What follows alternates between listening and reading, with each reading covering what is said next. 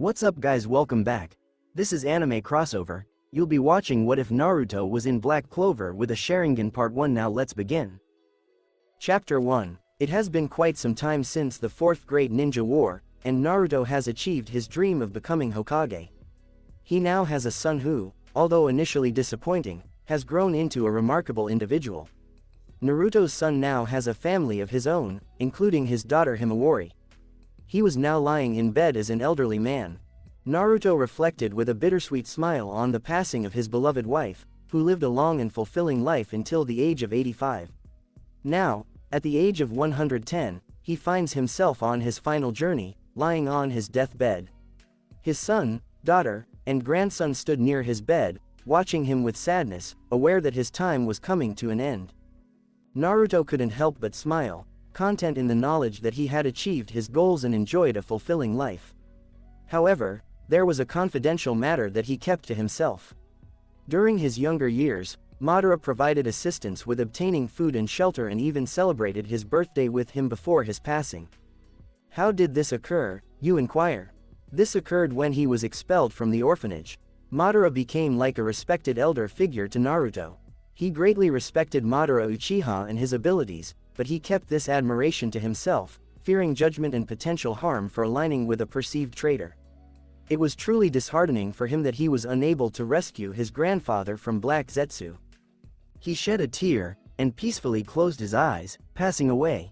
His family was devastated when they witnessed this tragic event, as the most revered hero of the elemental nation passed away. He was then reborn in a modern world without his chakra. Several years passed by. Naruto was what many individuals would label as an enthusiast of Japanese culture. He had a collection of posters, body pillows, and games featuring anime characters. Naruto's preferred anime was Black Clover, with his favorite character being Madara Uchiha. Every day, Naruto would spend his time in his apartment, engrossed in watching anime. He became completely disconnected from his friends and family. For him, his true family consisted of his original parents, wife, and children. In this world, some people labeled him as unsuccessful and wished his mother had made a different choice. When Naruto was in need of support, he turned to anime as a means of escape from reality. "There's no food in here, I'm going to starve," Naruto exclaimed, frantically running his hands through his hair. Naruto had a moderate financial situation, neither struggling nor living in luxury. Amidst the dilemma of prioritizing between paying rent or having a meal, Naruto decided to grab a bite to eat, utilizing the funds his late grandfather had left him.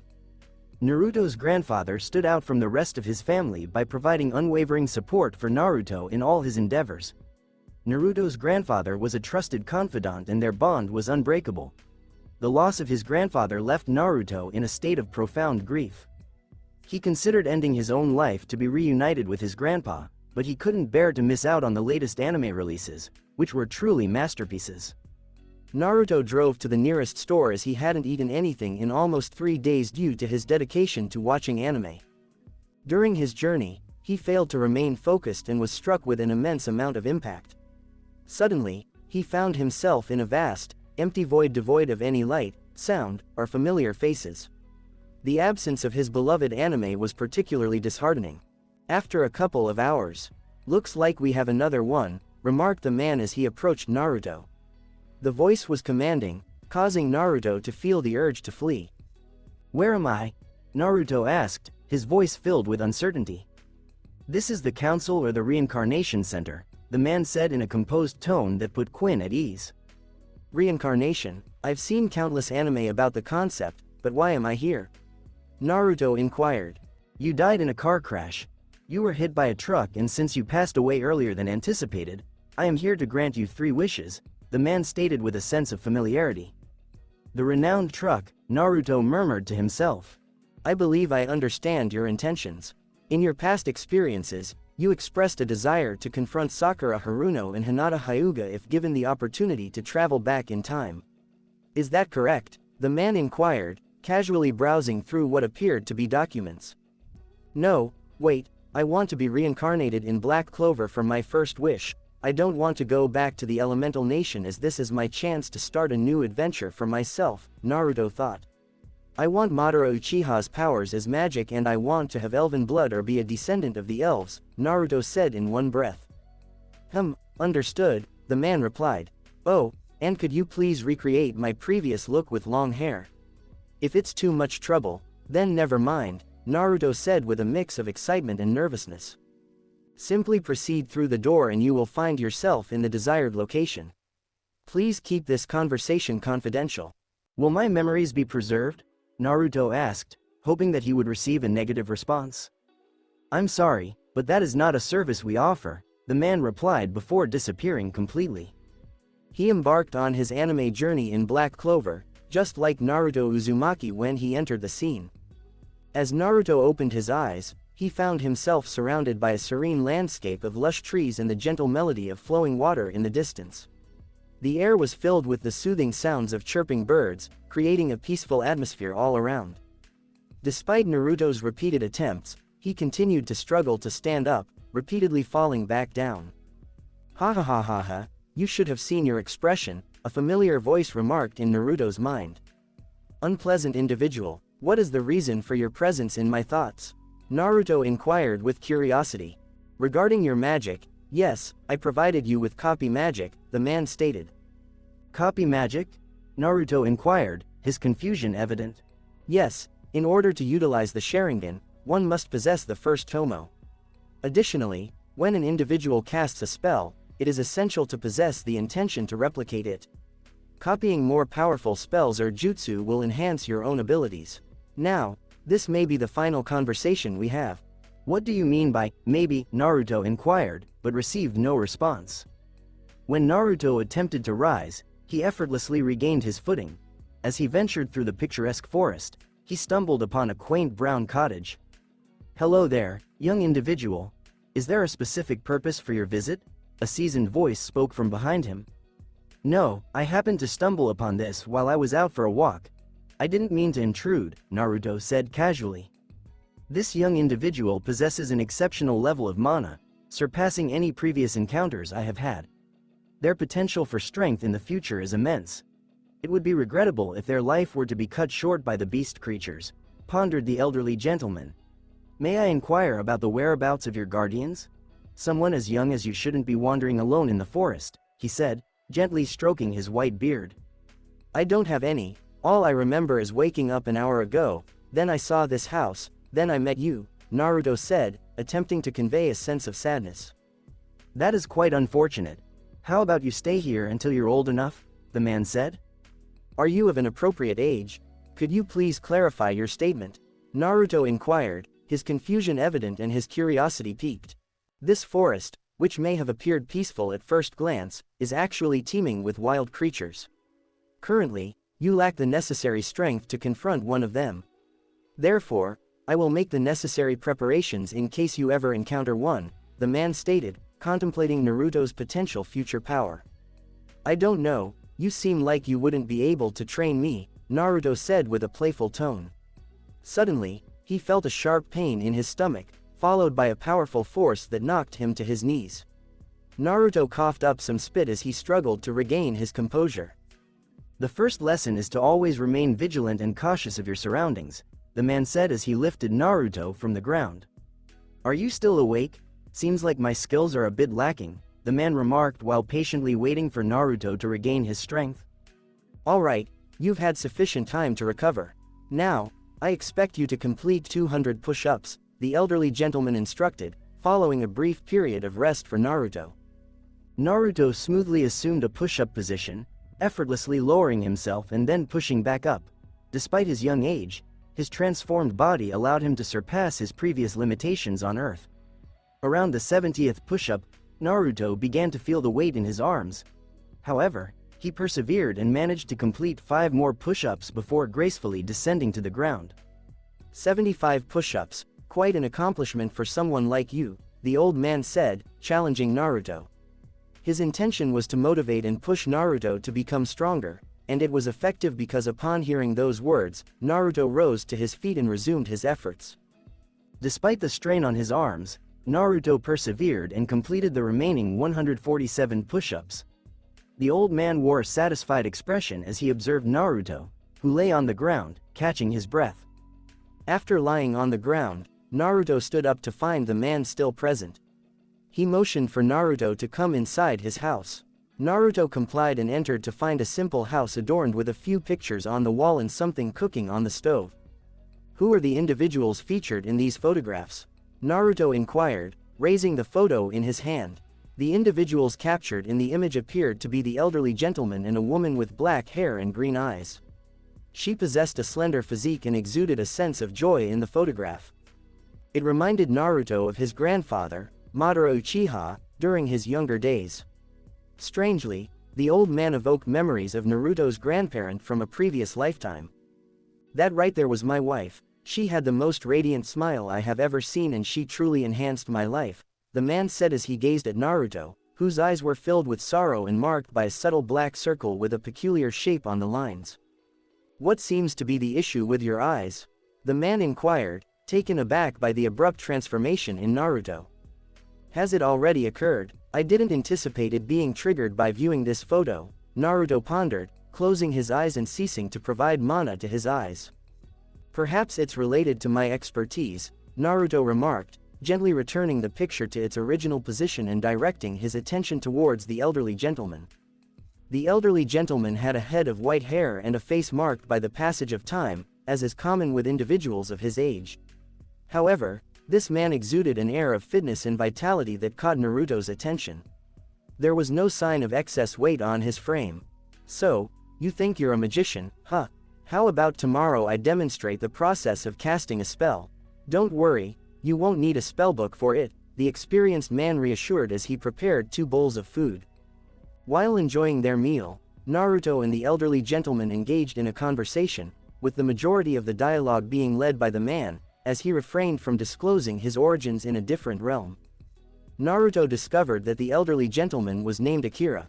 Tragically, he had lost both of his sons to the beast creatures. Furthermore, his wife succumbed to a hereditary illness, yet Akira remained faithfully devoted to her until her final moments. Naruto wished that his friends and family, aside from his grandpa, could have done the same. Naruto was awakened by Akira in the early morning, while it was still dark outside. Naruto rises from the bed that the man had generously offered him, which happened to be the bed of one of his late sons. Naruto steps out of the room and heads outside, where he finds the man with a book tucked at his side. Now, let's prioritize our workout before we dive into the magic, the man stated as he began his stretching routine. Naruto followed suit, mirroring Akira's movements for the next 3 hours. Their focus was primarily on cardio and body strengthening exercises. However, Naruto felt perplexed when Akira handed him a blindfold. Why are you presenting this to me? Naruto inquired as he removed the blindfold. Do you recall the information I shared with you yesterday? It is important to always be mindful of your surroundings. Now, please put that on and concentrate on sensing the mana around you, the man instructed before disappearing from his spot.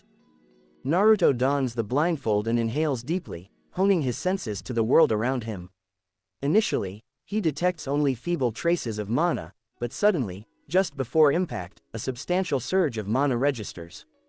Naruto demonstrated a keen awareness of his mana just in the nick of time. With further refinement of his range and reaction time, he could have evaded or launched a counterattack against his opponent. After several hours of training, Naruto made significant progress in his ability to sense mana.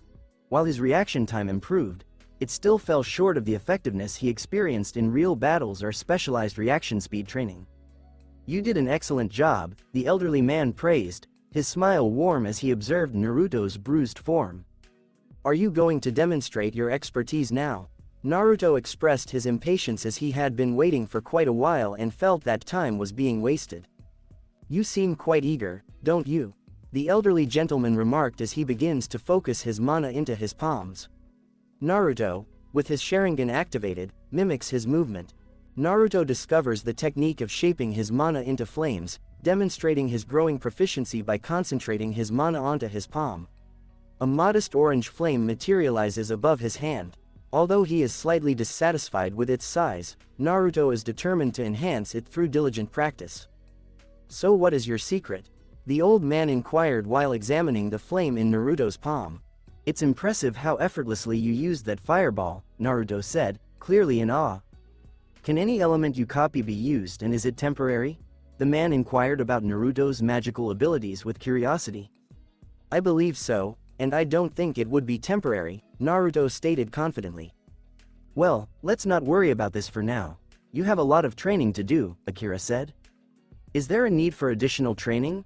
We just finished not even 10 minutes ago, Naruto said, letting out a sigh as he realized he couldn't escape from training. This is not your typical training. I will instruct you in combat techniques and provide you with a weapon of your choosing. What is your opinion on the matter? Akira said as he began demonstrating unconventional poses and employing a unique breathing technique. What is your current activity? Naruto inquired, noticing that Akira's stomach was rising and falling with each breath instead of his chest. Before engaging in combat, it is essential to master the art of controlled breathing, Akira stated calmly. With a composed demeanor, he took a deep breath and closed his eyes. Swiftly, he executed a series of punches and kicks with such rapidity that Naruto struggled to keep up. One thing that impressed Naruto was the visible impact of each strike, as the air shifted with the force. Additionally, Akira had not taken a single breath since he began. After 10 minutes, Akira finally stopped and let out a breath. To say the least, Naruto was incredibly impressed. He had never witnessed someone perform such a feat, even in the most extraordinary anime he had watched. Hey, why don't you keep quiet for a moment? You never know what might come flying in, Akira said, a mischievous grin on their face. TCH, this technique was taught to me by my father, neither of us was able to master it in our years. Now I'm passing it down to you, Akira said with a touch of melancholy on his face as he spoke about his father. It might be best to wait until we become closer before inquiring about his family, Naruto pondered, diligently following Akira's guidance. First, take a deep breath and hold it for 30 seconds, Akira instructed, to which Naruto complied without hesitation. This technique is designed to enhance your senses, strength, speed, endurance, and vitality. It is important to practice this daily to ensure optimal results. Failure to do so may have repercussions, Akira warned, his tone growing serious as he mentioned the potential consequences. You will engage in running, eating, sleeping, and training, all while incorporating this breathing technique. The purpose behind holding your breath is to enhance your endurance. Once you become proficient in this technique, it will become a natural part of your routine, ultimately improving your overall performance, Akira explained, as Naruto exhaled the breath he had been holding. Akira observes Naruto, who is breathing heavily, and gently places a hand on his shoulder. He delivers a powerful blow to Naruto's stomach, causing him to cough up blood. As I mentioned, consequences, Akira stated as he released Naruto's body. Naruto rises with some effort, proceeding to practice the breathing technique once more. Impressive, Akira remarked as Naruto flawlessly executed the breathing technique for a full hour. Alright, that's all for today, Akira said with a hint of suspicion in their voice. Instead of succumbing to his ploy, Naruto persisted in utilizing the breathing technique. You learn rapidly, Akira said with a satisfied expression. Yeah, but I don't want to be hit unless I have the necessary strength to defend myself, Naruto said, shaking his head. He was evaluating whether his approach to teaching was fair or abusive. Alright, for the next few hours, we will engage in intense sparring, followed by a concluding run until I am fatigued. Naruto anticipated a formidable challenge after observing his opponent's earlier display, yet he refrained from utilizing the breathing technique. There will be occasions when the use of magic is not an option, necessitating the ability to engage in combat, Akira stated, demonstrating his prowess by executing a series of powerful kicks and punches with his entire body. Naruto took full advantage of the opportunity to mimic Akira's movements, allowing him to incorporate some of Akira's style into his own.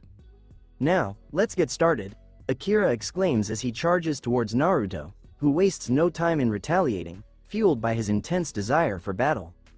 I believe this is an enhancement.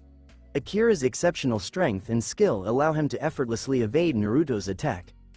Akira observed that Naruto was able to execute strikes with the same fluidity as his previous movements. This child and their abilities are truly impressive, Akira thought as they deliver a swift kick to Naruto's back. Naruto skillfully activates his Sharingan and swiftly dashes toward Akira, utilizing his limited leg muscles. Akira skillfully evades the attack and swiftly delivers a powerful blow to the gut. Naruto, although perceptive enough to anticipate the move, finds his body unable to match the speed of his keen eyes. Naruto receives a powerful blow to his abdomen, causing him to be forcefully lifted into the air. Just as Naruto was about to lose his balance, Akira swiftly pivots his body and delivers a powerful kick to Naruto's side. Due to the powerful impact of the kick, Naruto was sent soaring through the air and collided with a tree in close proximity. Naruto quickly regains his composure after the attack, swiftly propelling himself towards Akira once more. With impressive agility, he leaps into the air, aiming a powerful kick towards the side of his opponent's head. Akira, fully aware of his actions, swiftly defends himself by using his forearm to block the unexpectedly powerful kick. As Naruto's kick was blocked, he tumbled to the ground due to a disruption in his momentum or his lack of experience in martial arts. After a few minutes of Naruto being tossed around, Akira delivered a punch towards Naruto's face. Naruto quickly reacted, using an X-guard to block the attack. During their intense battle, Akira remained unaware of Naruto's remarkable ability to quickly adapt to his opponent's speed. In order to maintain a steady pace, Akira chose not to accelerate, allowing him to observe Naruto's actions. Naruto firmly plants his feet into the ground, preventing himself from being pushed back by the powerful punch. Naruto then realized that he possessed a powerful technique in his arsenal, jutsu. Naruto's Grand Fireball Jutsu was one of his fundamental techniques. Naruto skillfully closes his eyes, demonstrating his expertise as he concentrates on shaping his mana into a blazing fire. After a few seconds, Naruto experiences a comforting sensation in his chest. He inhales deeply, capturing Akira's attention as Naruto's mana suddenly surges. Fire release. Grand Fireball Jutsu. Naruto unleashes a powerful burst of flames from his mouth. The size of the object heading towards Akira was just right, not too big or too small. After utilizing the technique, Naruto noticed a depletion in his mana reserves. The incident wasn't severe enough to cause Naruto, who has elven blood, to lose consciousness or pose any life-threatening danger. Akira is taken aback by Naruto's ability to wield such a potent and perilous force. Akira is trying to avoid it, but with trees behind him, the situation could quickly become disastrous if they were to catch on fire. Akira had planned to wait until later to show Naruto this, but not doing so would have serious consequences. Akira skillfully retrieves his grimoire and confidently casts a spell. Water Creation Magic. Sea Dragon's Nest.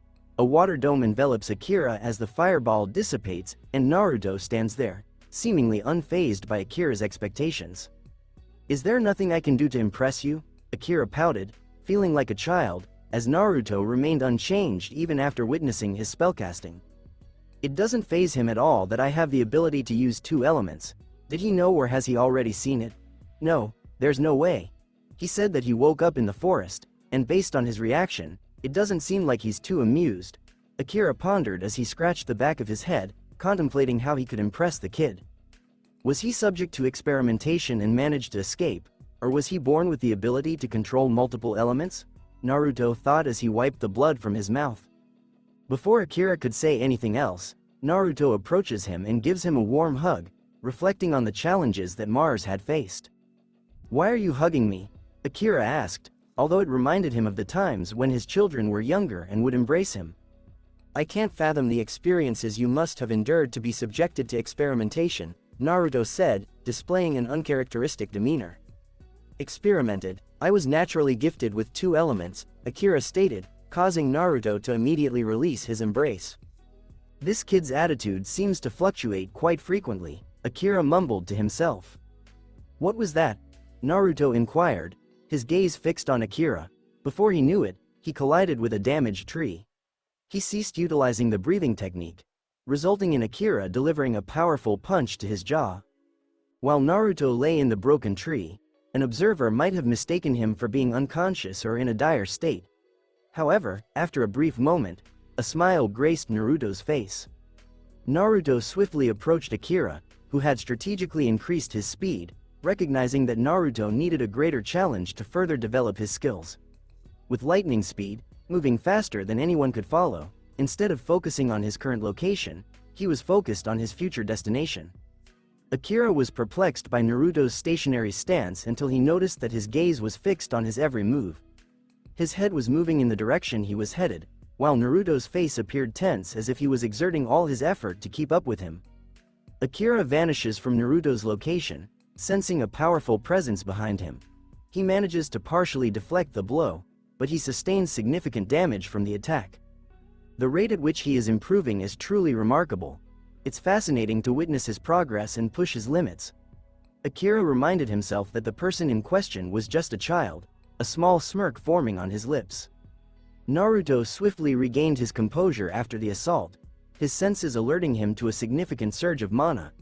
However, the source was not in close proximity to him, rather, it emanated from a being of monstrous power. As Naruto glanced over, he beheld a man enveloped in a suffocating blue aura. Despite the overwhelming presence, Naruto managed to remain standing. Suddenly, Akira vanished along with the overwhelming surge of mana. Soon after, excruciating pain surged through his arm, then his stomach, and eventually engulfed his entire body. Naruto understood the importance of this test and made every effort to remain alert and endure the pain. However, due to his young and inexperienced body, he was unable to withstand the intensity. After enduring the pain for nearly 2 minutes, Naruto eventually lost consciousness, his face contorted with agony. This child's endurance is truly impressive, as he remained conscious for nearly 2 minutes. Like other students, the outcome of this experiment was either fatal or resulted in immediate unconsciousness. Now, once you wake up, the real training begins, Akira said as he lifted the curse he had placed on Naruto and brought him to his house to rest. Several days have elapsed since Akira's final test. Naruto successfully completed the test, but an unforeseen event occurred during his rest. The mana in the vicinity began to permeate his body, revitalizing and enhancing it. When Naruto woke up, he noticed that his muscles had become more defined since the last time he saw his body. "Well, just take a look at me," Naruto exclaimed, admiring his reflection in the mirror as he proudly flexed his muscles. He couldn't help but be pleasantly surprised by the sudden transformation of his physique. And who could blame him? He certainly appeared quite impressive. Naruto steps out of the room and spots a bowl of steaming food accompanied by a note that simply says, "Enjoy your meal." While Naruto was enjoying his meal, he couldn't help but reflect on the fact that he found himself in a world straight out of an anime, complete with genuine magic. Naruto appreciates these moments, understanding that they are fleeting and will eventually fade away. After finishing his meal, Naruto stepped outside and spotted Akira seated in a serene lotus position. "I would like you to run from that rock to the lake 100 times, Akira said without even bothering to open his eyes and look at Naruto. "What? 100 times? That's 1,200 kilometers. How am I supposed to accomplish such a task?" Naruto wondered if he had done something to upset Akira or if Akira was simply being difficult. "I didn't inquire about your opinion, now hurry." Akira raised his voice at Naruto, who felt slightly frustrated by the sudden outburst. However, Naruto understood that Akira's intentions were to help him improve. Naruto sprinted at maximum speed for 30 minutes without taking any breaks. He couldn't help but marvel at how his endurance had improved, and a feeling of pure joy washed over him as he ran.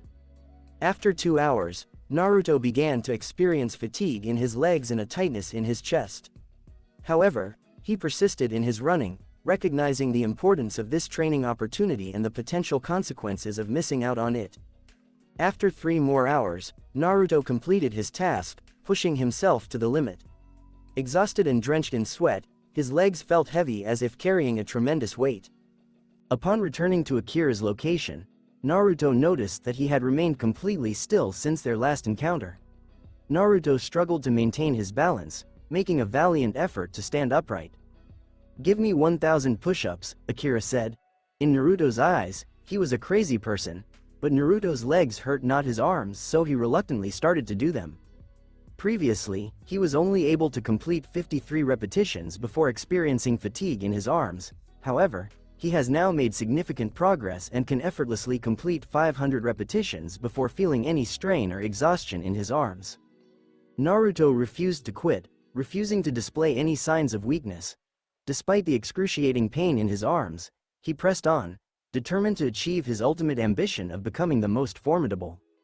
After Naruto completed his task, he stood up and attempted to stretch his arm.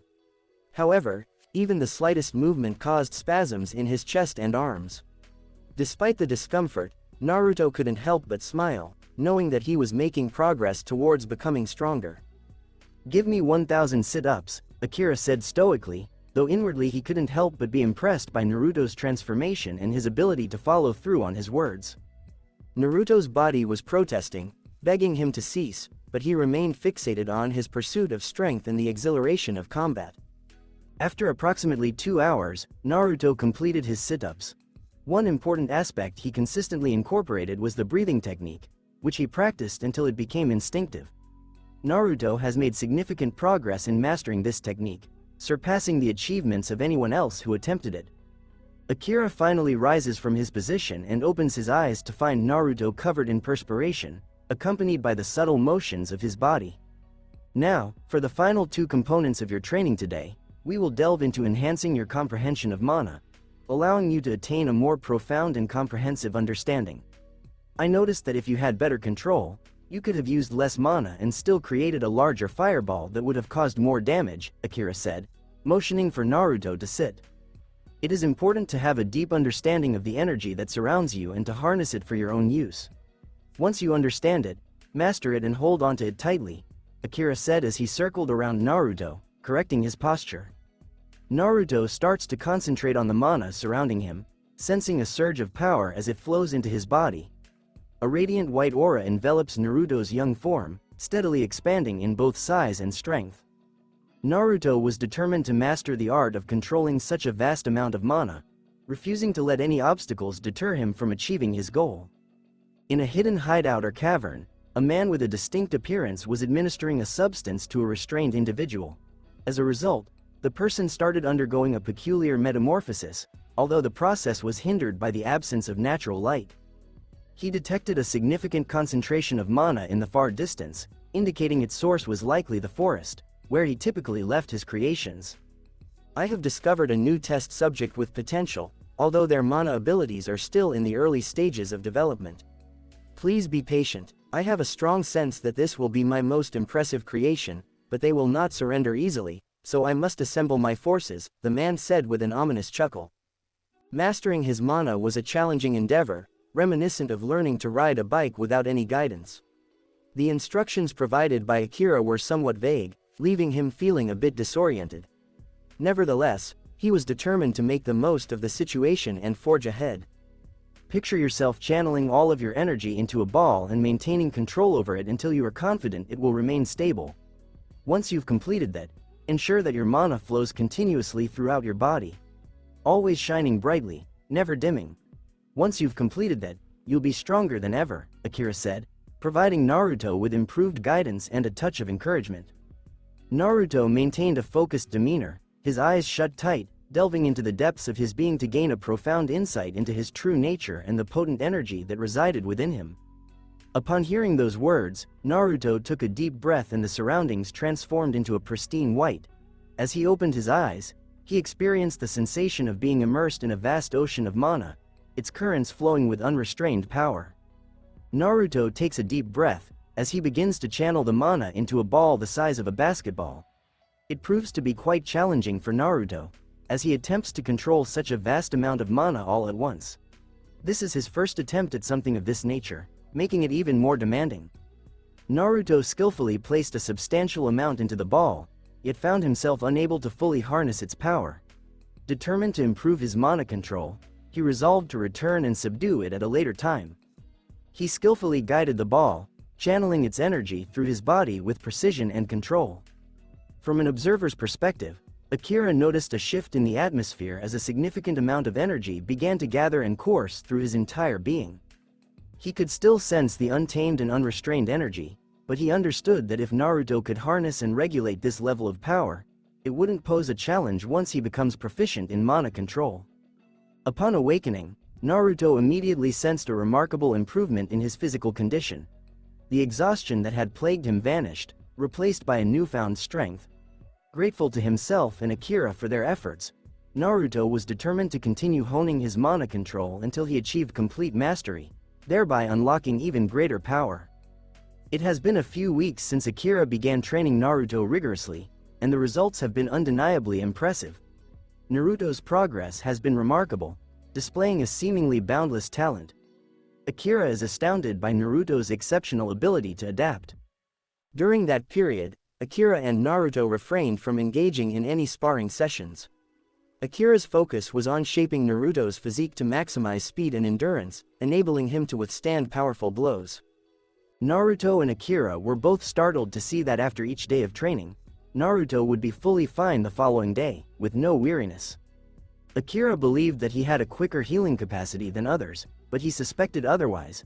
Naruto, on the other hand, believed that God had given him a body containing Hashirama cells. So, if Naruto could replicate William Vengeance's wood magic, he would be able to create wood clones to assist him boost his strength and aid in combat. Naruto and Akira's fists collided, causing a shockwave. Another shockwave was created when their fists collided again. During the last attack, their strength was equal, but Akira's had improved just enough to overwhelm Naruto. Naruto retires a few meters to obtain a running start, mirroring Akira's actions. Naruto's muscles explode out of his leg as the earth around him becomes a crater as he runs at Akira. They both launch into the air, but before Naruto jumps, something within him sparks, and his body and senses feel stronger. Akira noticed the abrupt surge and could only assume that he was coming closer to understanding the breathing method, but there was something he hadn't told him. Boom! Another shockwave was created when the wind surrounding them became fierce. A few inches separated Akira and Naruto's legs. NRGH. The force of Akira was straining Naruto since he had yet to witness Akira's full strength, and this was already a challenge. Even with the unexpected increase in power, Naruto could not match Akira's might. With his training, he could now defeat any regular adult, even some magic knights. However, he could not compete with Akira. Every time they sparred, Naruto would adjust to his strength and speed, only to augment them even more. It seemed as if his might was limitless. The continual notion of never being able to catch up to him enraged him. The rage inside him propelled him forward. Ah! Naruto screamed as his strength surged to the point that Akira's eyes almost exploded out of his head. Naruto's unexpected increase in strength was more than enough to defeat Akira, who was sent flying into the ground, leaving a crater on contact. "Oh, my test subject is ready for me. I guess it's time to go meet them," the bald guy stated, whispering something to 5 malformed figures. He opened a door to the outdoors, where there was sunshine. The misshapen animals began to crawl towards the sunshine, but one was able to walk. The bald guy knew the topic would be tough, so he devised something that was certain to beat them. "Yes, it's working," the guy replied, as the monsters rose taller than 7 feet and their strength level approached that of a magic knight captain. However, the one that could walk grew to be just a few inches shorter than 6 feet, but its might was comparable to that of a magic knight captain or more. The other animals couldn't feel each other's strength, so the fact that the one that could walk didn't grow to their size made them believe they were weak. 3 of them agreed to murder him because they believed he would be a hindrance when they went to catch their creator's next test subject. But they were mistaken. First, they hadn't completed transforming since they needed to sit in the sun for an hour to gain full strength. When they were finished, they would seem more human. The 3 assault the one at the same time, but it dodges with ease while glaring at them. It fades from their sight as one of the 3 feels as if a piece of themselves has vanished. It looks down and notices a big hole in its stomach. Leaking black blood, it began to close as it fell to the earth, its head cut. The other 2 simply felt fear, something they weren't allowed to experience since they weren't human anymore. The one who had not assaulted was only observing as their troops were reduced by more than half. But viewing its might, it seemed as if they didn't need their creator or themselves. Quickly, the other 2 heads are removed, and they die quickly. When it was completed, it sat facing the sun because it could still feel the sun changing and its strength expanding. The other person did the same. The bald guy was perplexed by what had just occurred. Now his invention was just sitting, not capturing his topic. The bald guy yelled, "What the hell are you doing? Get up and capture my subject, that's an order." He became infuriated when none of them responded. He took out a remote. He implanted a chip in their heads that would detonate if they ever turned against him. "Get up and capture my subject or I'll press this," but The bald guy stopped talking because the person who murdered 3 of his creatures was in front of him. He glanced down and saw the remote in its grasp. "What are you doing?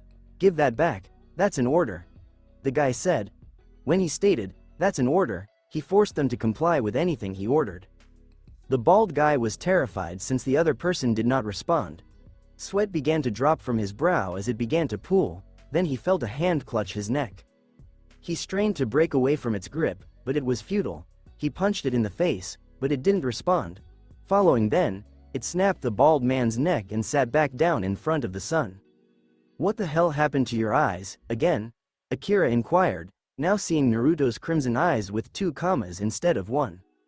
Naruto hurries back inside the home to see that he has woken his 2 tomo, bringing him 1 step closer to obtaining his 3 tomo and his mangekyo. Naruto's blood froze as he considered what he needed to do to achieve his Mangekyo Sharingan. Naruto dismissed the concept, eager to see what his 2 tomo could achieve.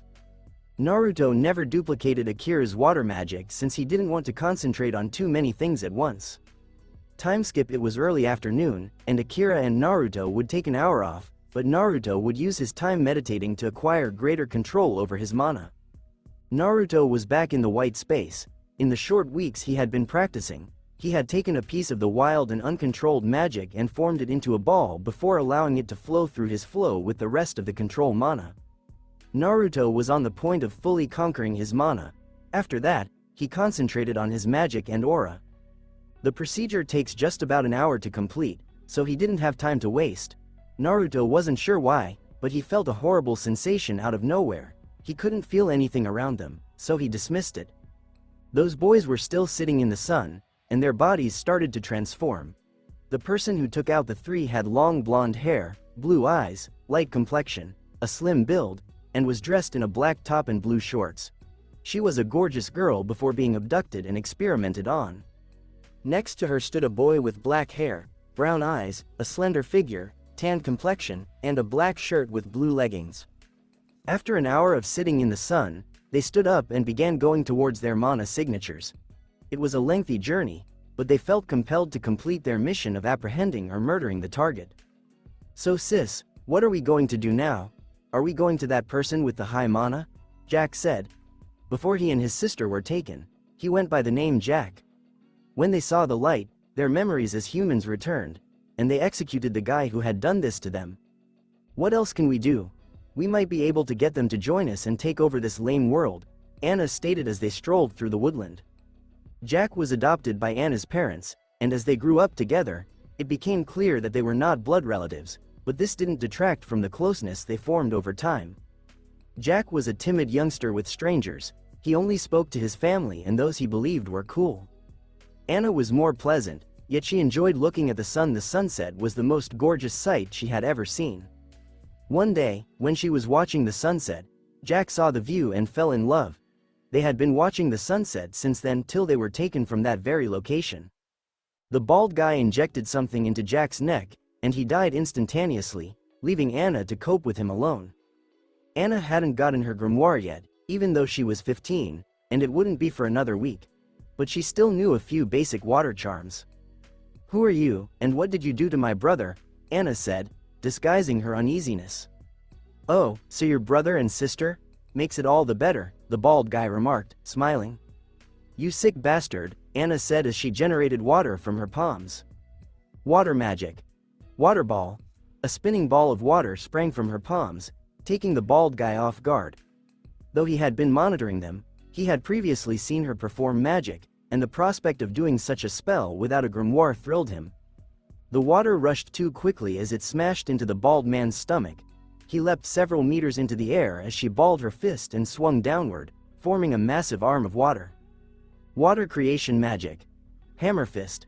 The punch landed on the bald guy, knocking him to the ground with superhuman power. The hit caused a crater, and the guy seemed to be asleep. Anna grabbed her unconscious brother and began dragging him back to their home, but a sting in her neck forced her to drop him. The guy had gotten up after the assault and seemed unharmed. She slid to the ground, her eyesight blurred, and all she could see was the guy chuckling. "I'm sorry, Jack," Anna whispered as everything went dark.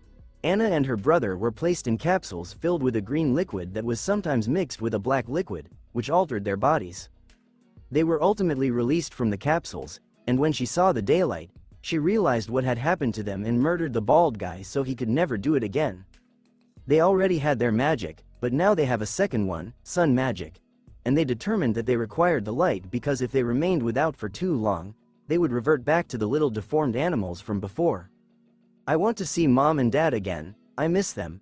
It's been too long and they must have been worried about us. Let's just go home and live a normal life, join the Magic Knights, and protect the kingdom. This isn't us talking, it's what that asshole of a person did to us, Jack said in an attempt to persuade Anna to reconsider her choice. Do you think I'd want to do that? What that guy done to us is unsurpassable and unrecoverable. We're trapped like this, and the need to complete what we were abducted for becomes stronger. Anna whispered, tears flowing down her cheeks. Well, what are you saying? Jack replied with a dejected tone.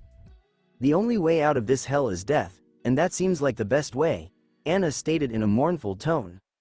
Sigh, fine, I understand since I feel the same way you do. Let's find him and see where we go from there, Jack murmured as they vanished. Naruto had barely completed meditating when he detected two strong mana signatures approaching him quickly. He wanted to warn Akira, but he must have spotted them already. Naruto's only option was to prepare for fight, so he swiftly changed into some clothing that allowed him to move freely, which consisted only of baggy trousers and no shirt. Ah, I see you felt them too. Let's just wait for them to get here and see what they want. They have a lot of strength, so it could be tough, Akira stated as two figures emerged meters away from them. It's an elderly guy and a youngster who may have given out the powerful mana. It couldn't have been any of them, right? Jack murmured, without taking his gaze off the two. Chapters 8 dropped. I don't know, I don't think this is going anywhere. It was enjoyable while it lasted. So, which one of you has the most mana? Jack said loudly enough for Naruto and Akira to hear. May I ask your names and why you've traveled so far to be here? Akira said, eyes closed. I take it it's you because that weakling over there couldn't possess it, Jack remarked, unaware that he had touched the button. Naruto and Akira covered their mana to get a start on them, but hearing his words enraged him. Naruto just wanted to see him plead for his life. Naruto's mana began to rise as he became irritated, but Akira placed a hand on his shoulder and calmed him down. Why are you here? Naruto inquired, his voice as serious as possible. Look at the baby trying to sound intimidating, Anna teased Naruto. The atmosphere surrounding them was tight since no one was addressing anyone's inquiries, and Naruto was becoming angrier by the second. I know it's not the small fry over there, so old man come with us, Anna remarked, as if she were commanding a dog to approach her. I have to ask, why are you seeking for someone with a lot of mana? Akira stated calmly, without moving a muscle. We were kidnapped and experimented on because some sick man wanted to experiment on someone with high mana, Anna remarked with obvious disgust in her voice. So you're saying it's one of our problems that you were kidnapped and experimented on? Akira inquired with a raised eyebrow. That's exactly what I'm saying, Anna responded, glaring at the elderly guy. And what if one of us is your target and we accompany you? Where do you go from there? Akira inquired, interested by her answer. I'm going to murder them for ruining my and my brother's lives. It's your fault we were kidnapped, and you're going to pay for it, Anna stated, as Jack stared at her as if she were insane. Are you crazy? What do you say? We came to scout, not to murder, Jack stated in a loud whisper. You don't understand. This occurred to us because of him. If they hadn't been such show-offs, this would never have happened to us, Anna remarked, never moving her gaze away from the two. Bu. That's what Jack was going to say before being stopped. But what about Jack? We return home, visit our parents, and resume our usual lives. That regular existence stopped when we were transformed into these beasts, and it was all because of one of them. Don't you want to get retribution for what they did to you? What did they do with our parents and friends? Anna stated as she explained her argument to Jack, who finally understood. Naruto and Akira sensed the evil purpose and began stretching, with Naruto bouncing up and down to stimulate his blood flow. Anna and Jack saw Akira inhaling and removing his shirt, concluding that they had either heard the talk or felt their purpose.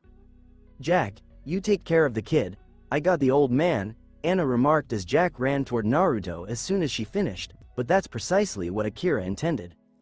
Wind creation magic. Wind blade barrier. A whirling bubble of air enveloped Anna, and when she attempted to go through, she was seriously sliced. This magic may be used to defend or capture someone. Jack attempted to assist her, but it was futile now that he had two people to cope with. He believed it would be simpler to remove the child, but he was tragically mistaken. Naruto disappears from his position as he delivers a tremendous strike to Jack's stomach, causing his body to freeze and spew out black liquid. "That's for calling me a weakling, and this," Naruto shouted as he ran quicker than Akira could keep up, kicking Jack in the skull with such power that a loud crack could be heard as he flew into a dozen trees. "That was for calling me a small fry," Naruto responded, taking a big breath but continuing to apply the breathing technique since Akira would still strike him in any scenario. "Damn it, that child is stronger than I imagined," Jack and Anna thought after watching what Naruto had done. Naruto glares at Anna, who does not respond, but she can sense his bloodlust, causing a cold sweat to run down her cheeks.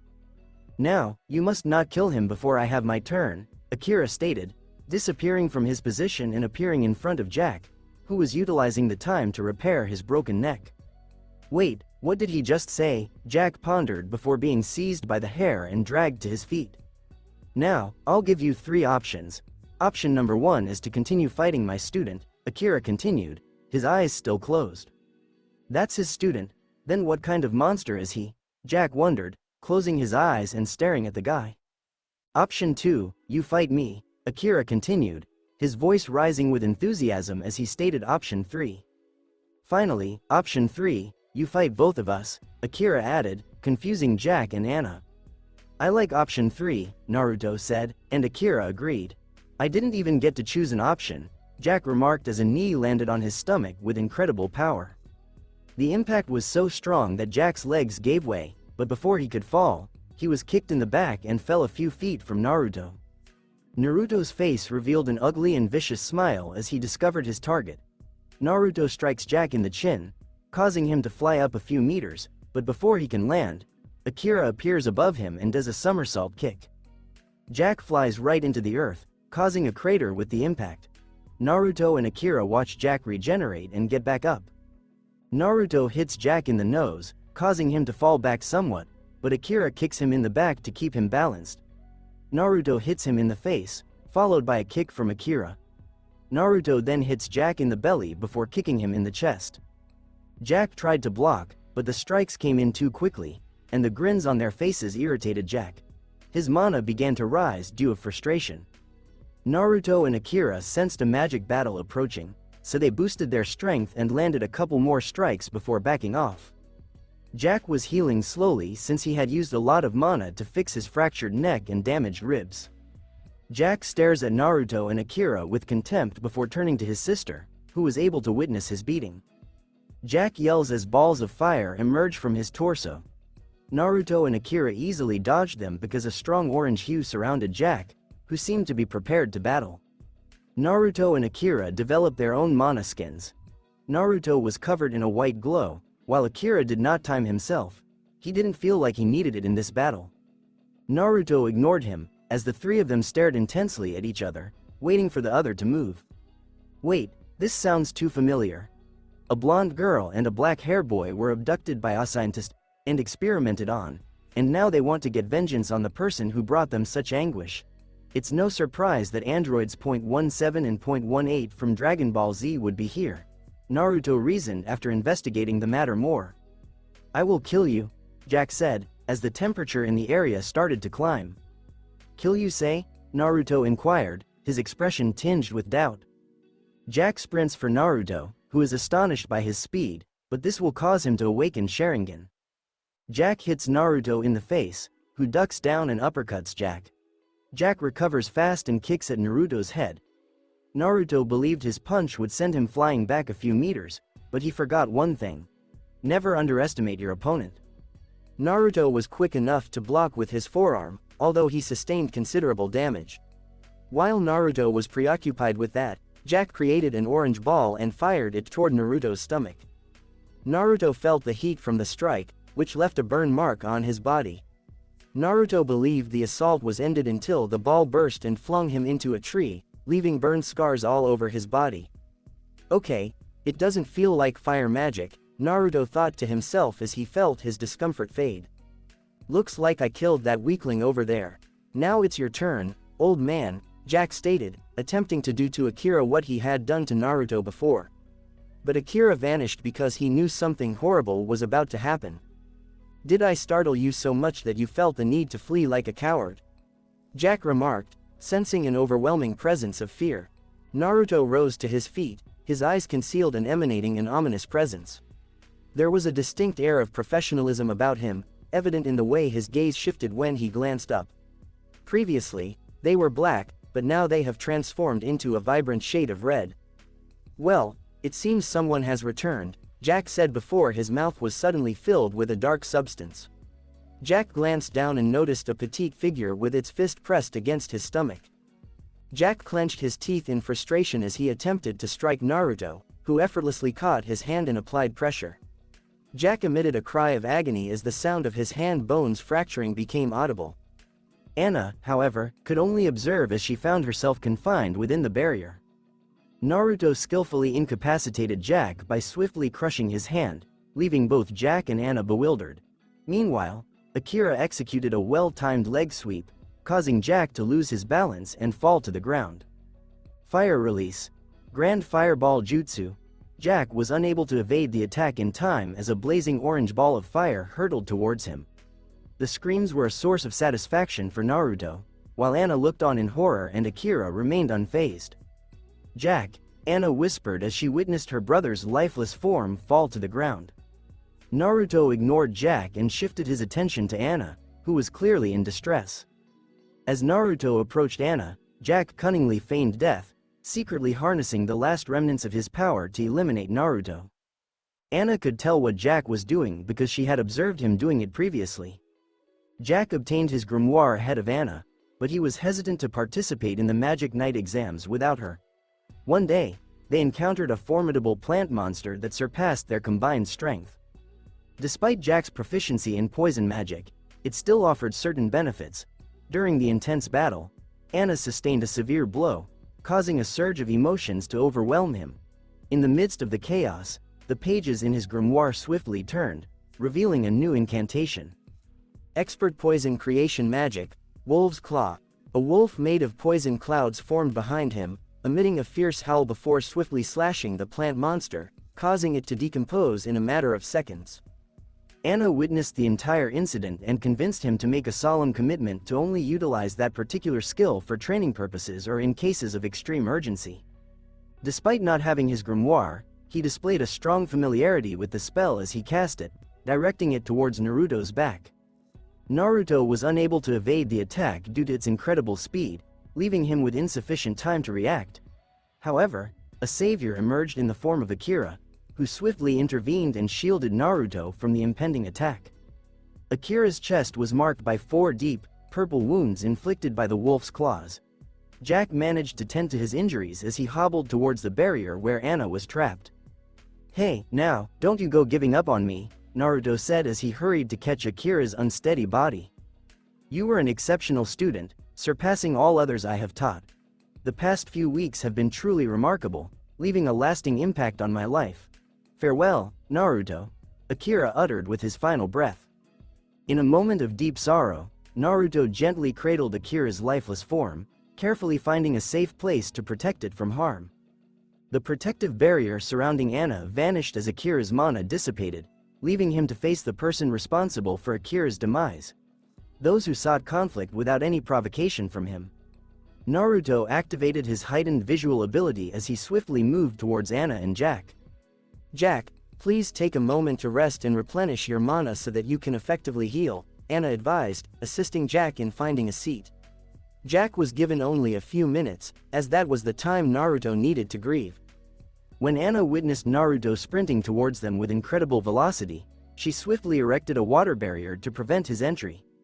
Naruto's anger consumed him as he relentlessly assaulted the barrier, desperately hoping for a breakthrough. However, his efforts proved futile as his attacks had no effect whatsoever. Naruto maintained a composed demeanor as he stepped back and took a deep breath. He carefully assessed the situation, weighing the options of either entering the barrier or dismantling it. Naruto confidently smirked as he leapt into the air and inhaled deeply once more. Fire release. Grand Fireball Jutsu. The intense blaze disrupted the aquatic shield, significantly weakening its defense. Naruto skillfully unleashed a barrage of fireballs, strategically targeting every direction within the barrier. His intent was to test its strength, knowing that if he managed to breach it, it could easily be repaired. It didn't take long for the barrier to become extremely fragile, leaving them vulnerable. During that time, Naruto was focused on dismantling the barrier, while Jack managed to partially heal himself, enough to engage in combat. Mad Naruto Ara successfully eliminated the barrier by launching another fireball. Naruto grinned as he unleashed a scorching and intensified fireball towards the two of them. Anna attempted to extinguish the fireball by directing a forceful stream of water towards it, only to discover that this particular fireball possessed an unprecedented level of power. She and Jack were unable to escape before the scorching heat burned her hands, leaving them damaged. Now they were at a disadvantage until she regained her strength. Naruto descended gracefully from the sky and touched down a short distance from Jack and Anna, who were locked in a mesmerized gaze. Naruto maintained a focused gaze, fully aware that every passing moment allowed Jack to regain his strength. Naruto swiftly moves towards Anna, smoothly sliding in her direction. As he approaches, he skillfully utilizes his arm strength to propel himself upwards, delivering a powerful kick to Anna's stomach. Naruto expertly utilizes his skills, delivering a powerful kick to Anna's chin, causing her to lose her balance and fall to the ground. Witnessing Jack's self-healing abilities filled Naruto with frustration, prompting him to swiftly charge towards Jack with the intention of ending his life. However, Anna swiftly intervenes and intercepts Naruto's attack. Recognizing that Anna's ability to engage in combat was hindered by her commitment to safeguarding her sibling, Naruto chooses to assume a patient stance and await further developments. With a poised posture, one knee raised and the other bent, and his forearm resting on his raised knee. He closely observed their every action until they had completed their recovery. Jack was able to fully heal himself in just 20 minutes. After he healed himself, Naruto stood up and stretched. Understanding the upcoming struggle, Naruto remained undeterred, as he always embraced difficult situations. "After we take care of the situation, we can return home," Jack said to Anna, who simply nodded in agreement. Anna confidently shoots the same orange ball at Naruto, who simply smirks. Naruto understood that her intention was not to strike him directly, but rather to disorient him in order for Jack to exploit his vulnerable side. Naruto was well aware of Jack's speed, allowing him to flawlessly anticipate the moment of his attack. When he did, Naruto quickly stood up to match his height, which was approximately 175 centimeters. He skillfully crafted an identical orange ball and forcefully thrust it into Jack's abdomen. Jax was amazed when he witnessed Naruto effortlessly using the same ability as both of them. "Jack!" Anna exclaimed as he was forcefully propelled backwards by the intense heat of the exploding orange ball. Anna attempted to reach Jack, but Naruto obstructed her way due to her more pressing concerns. Anna attempts to strike Naruto, but he effortlessly evades her attack. "If you are not as skilled as the person standing there, you won't stand a chance against me. Your defeat will be agonizingly slow," Naruto declared, delivering a swift kick to the side of Anna's knee and following up with a sweeping motion that brought her legs out from under her. While descending, Naruto swiftly leaps into action, reaching out to firmly grasp the sides of her head. He forcefully retracts his knee and delivers a powerful strike directly to her face. She expels a dark liquid from her nose and mouth, along with a few dislodged teeth. Naruto observed as her lifeless form fell to the ground. Witnessing the defeat of the individuals who sought to harm him and cause the demise of his teacher filled him with anger. Defeated by a child? Whoever thought it was a wise decision to select you as my captor must have some serious issues. And to believe that you managed to eliminate that old man. Who does he think he is, leaving me like that? Naruto remarked, reflecting on how effortlessly Akira met his demise. As Naruto continued to speak, their frustration grew, as his words were undeniably accurate. What options were available to them? They were unable to successfully land a single punch on him. That's when, coincidentally, they both had the same idea. They both swiftly pounce on Naruto, launching a coordinated assault. Naruto effortlessly evades their attacks. As Naruto engages in longer battles, his opponent's chances of winning diminish. Naruto's remarkable ability to adapt was truly extraordinary. As Naruto engaged in battle with them, he gradually discovered their vulnerabilities and devised strategies to take advantage of them. Naruto was confident in his ability to defeat them in that moment, but he desired to make them fully aware of their inevitable defeat and the impending agony of their demise. It's frustrating how he always seems to anticipate our next move. But that's alright, we have a plan. Jack thought to himself with a smile. Naruto was dissatisfied with the expression on his face, prompting him to conjure a fiery orb in the palm of his hands. Naruto reciprocates Jack's smile before launching the ball of fire directly at his face. When Jack ceased his fighting, Anna followed suit, which was not out of the ordinary. As Jack's face healed, they both shared a smile with Naruto, their fingers intertwining as they began to merge. Naruto was taken aback by the impressive aura and presence emanating from them. Now he needs to approach this with a more serious mindset, as they were emitting a negative energy. After the merging process was complete, their hair transformed into a striking combination of long blonde strands intermingled with sections of black. They had grown in height, and Naruto felt a sense of concern over the immense power they were emanating. Unexpectedly, Naruto experienced a sharp sensation in his back as he collided with a tree. As he glanced over his shoulder, he noticed it standing there, its fist opening and closing. Naruto regained his composure as he firmly planted his feet on the tree. There was a concerning sense of danger surrounding the new form of Jack and Anna. As Naruto looked up at the tree, the figure suddenly vanished from his sight and reappeared right in front of him. Naruto attempted to evade the impending danger, yet unfortunately, he was unable to evade the grasp of the entity, which proceeded to apply pressure to his head. Naruto attempted to escape from its grasp, but to no avail.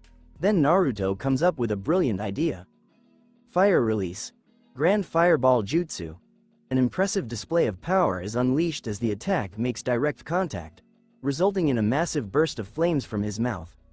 The creature loosens its hold as Naruto seizes the opportunity to withdraw.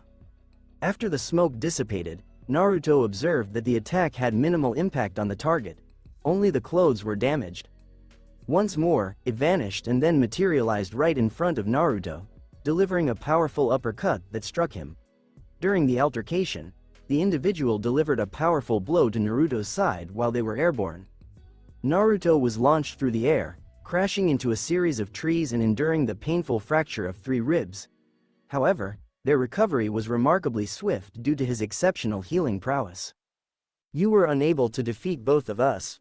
Now, we have merged into one entity, and you no longer have a chance, the being declared, observing Naruto as he rose from the wreckage of the trees.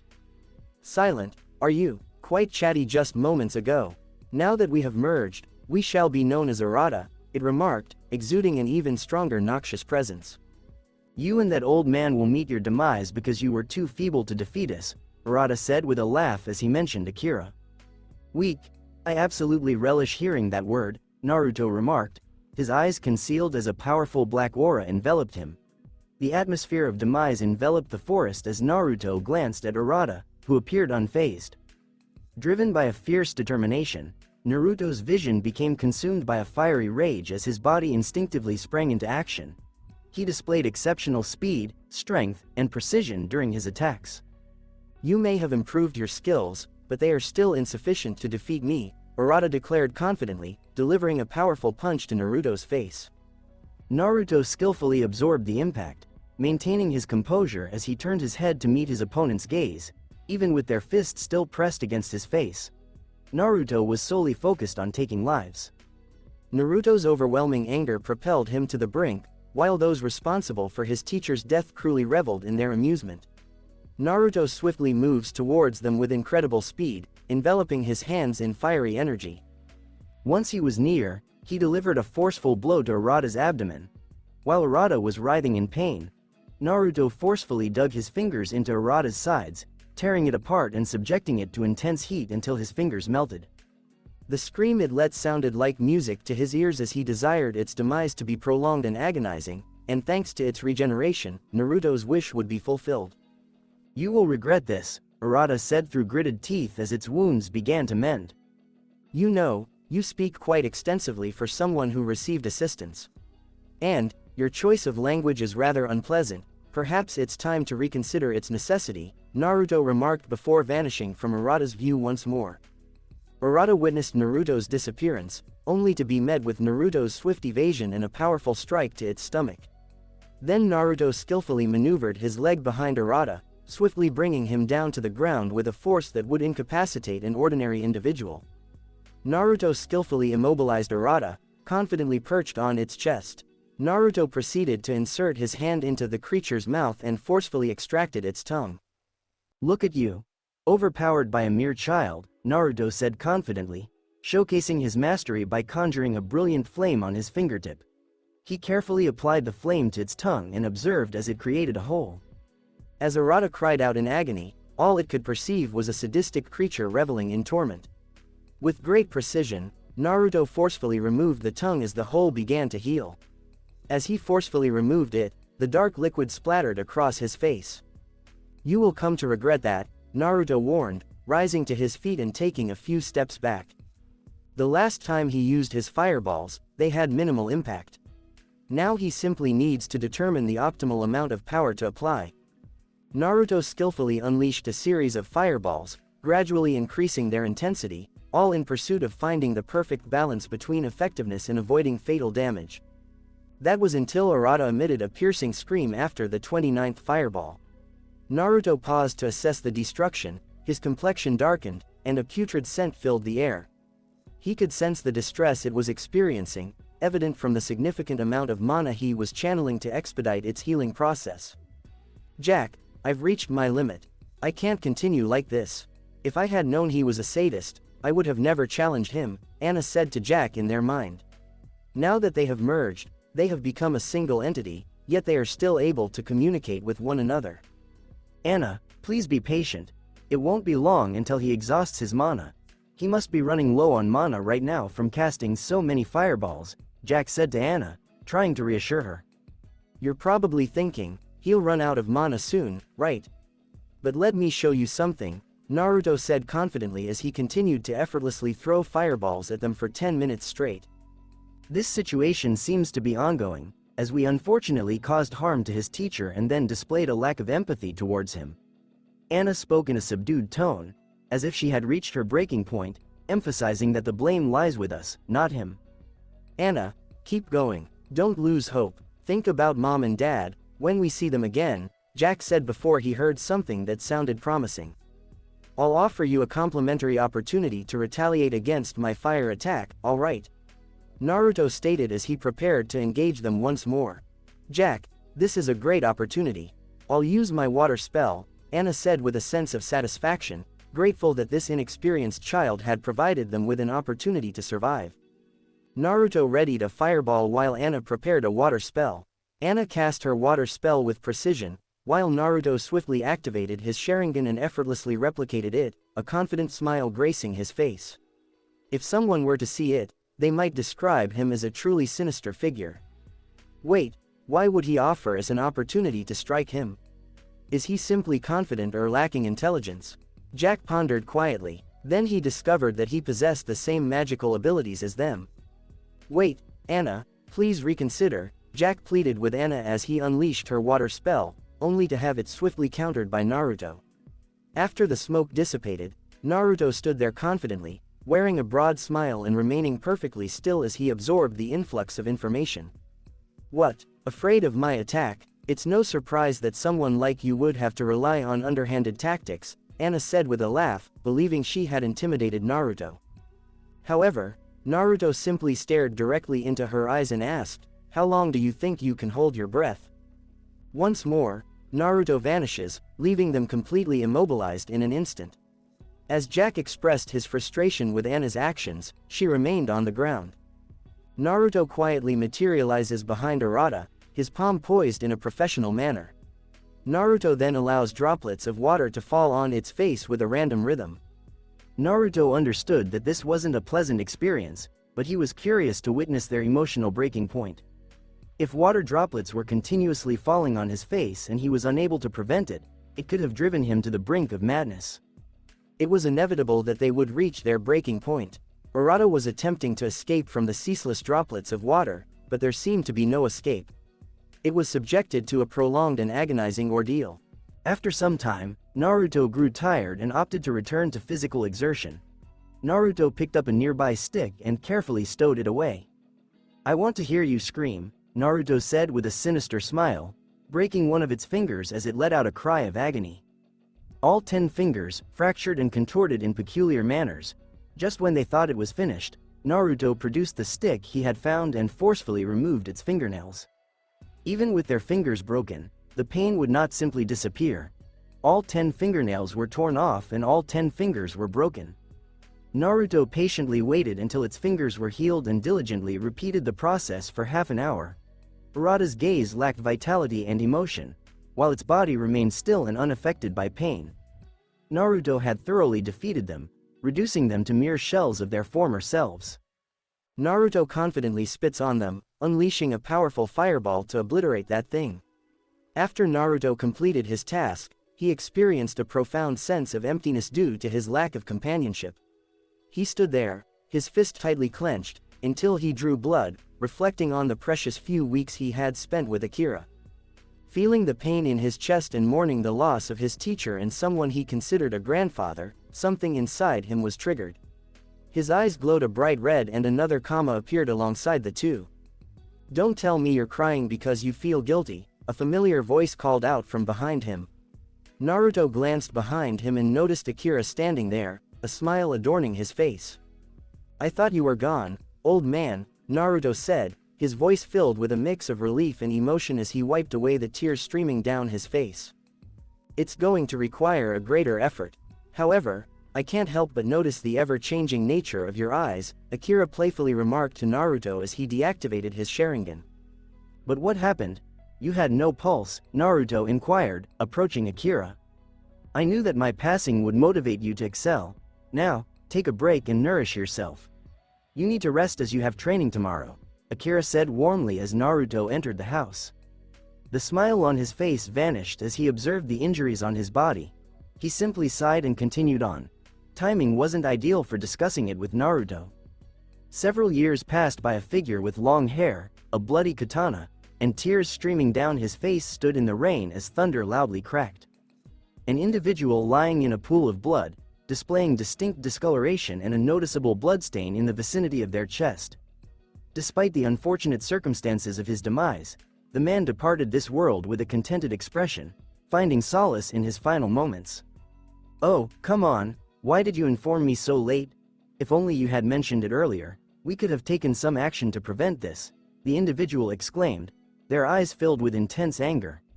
The eyes transformed into 3 interconnected circles, with a black line expanding as it approached the center. "You fool, you were well aware of the consequences this would have on me, yet you proceeded anyway," the figure uttered, collapsing onto his knees as his mana started to seep away. "Oh no, oh no, oh no, oh no, for the second time I lost my grandpa," the figure exclaimed, frustration evident as he forcefully placed his forearms on the ground. He remains still, silent, standing in the rain as it falls on his back.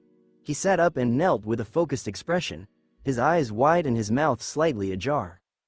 The individual emitted a loud cry while unleashing an ever-growing surge of mana. "Akira," was the sole utterance that escaped his lips. In the Clover Kingdom, there exists a man with short, messy blonde hair, captivating purple eyes, and a distinctive blue 6-star symbol adorning the left side of his forehead.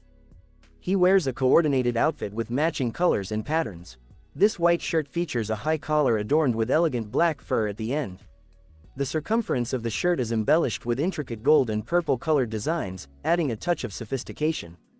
The shirt features long sleeves with light purple cuffs that showcase matching black fur and designs.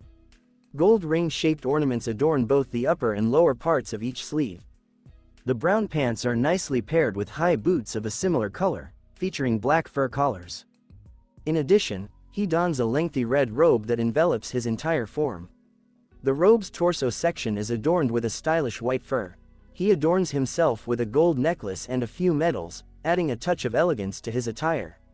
A gold medal with a green cross is proudly displayed on the left side of his chest, while a shield adorned with gold and red colors is positioned on his right side. In addition, there are a pair of robes sticking out from the fur on his right back. In addition, the robe features only one sleeve designed for the right arm. Julius Novachrono, the esteemed wizard king of the Clover Kingdom, was widely recognized for his abilities. While engrossed in his paperwork, he suddenly detected a faint mana signature in the distance. What intrigued him was the fact that despite being so distant, he could still sense it. This sparked his curiosity about the identity of this individual. He wanted to pursue the mana he sensed, but his advisor Marx Francois would strongly reprimand him. However, whenever he found a spare moment, he would make it a point to investigate the individual who possessed such a significant amount of mana. Memories from over 8 years came rushing back to Naruto's mind. He could only lament the old man's decision to leave him in eternal agony. Soon, he stood up and walked away, tears streaming down his face, swaying slightly from side to side.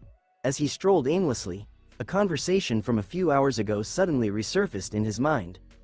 Looking back, these marks are appearing at a rapid pace, surpassing my body's ability to heal or even temporarily halt their progression. Akira anticipated that this conversation would be challenging, as he examined the purple marks on his body. That person always acting so serious, Naruto thought as he looked over to Akira, who was lost in his thoughts. Coughing intensely, his chest burned and blood trickled from his mouth. Akira observed Naruto's impressive swordplay, marveling at his skill and precision. His swordsmanship skills are incredibly impressive, with a level of precision and fluidity that can only come from years of dedicated practice. Following their encounter with Arata, Akira presented Naruto with a sword that had been handed down through many generations. This sword had the remarkable ability to combine swordsmanship with magical techniques, allowing the wielder to harness both skills simultaneously. Akira showcased a remarkable style that appeared to possess a fluidity akin to water. The elegance of his movements left Naruto in awe, as it was unlike anything he had ever witnessed before. Naruto imitated it using his Sharingan and quickly began moving like Akira, although with noticeable imperfections. Once Naruto became proficient, he quickly progressed to the next stage, effortlessly incorporating magic attacks into his swordplay. Within a few weeks, Naruto was able to master the sword style and truly make it his own through his exceptional utilization of the technique. After witnessing Naruto's mastery of the first style, Akira decided to introduce him to a second style. This approach was similar to the initial one, but it placed a strong emphasis on defeating the adversary. The execution was incredibly swift and precise, almost resembling a highly skilled operation. Noticing this, a smile appeared on Naruto's face as he envisioned defeating someone. Naruto eagerly emulated the style and immediately began honing his skills. Akira observed that Naruto seemed excessively pleased with his newfound technique, which raised concerns about Naruto's intentions and future plans. However, regardless of how many times he has witnessed it, Naruto's continuous growth never fails to amaze him, as he consistently improves day by day. He successfully eliminated nearly all of the animal inhabitants in the forest.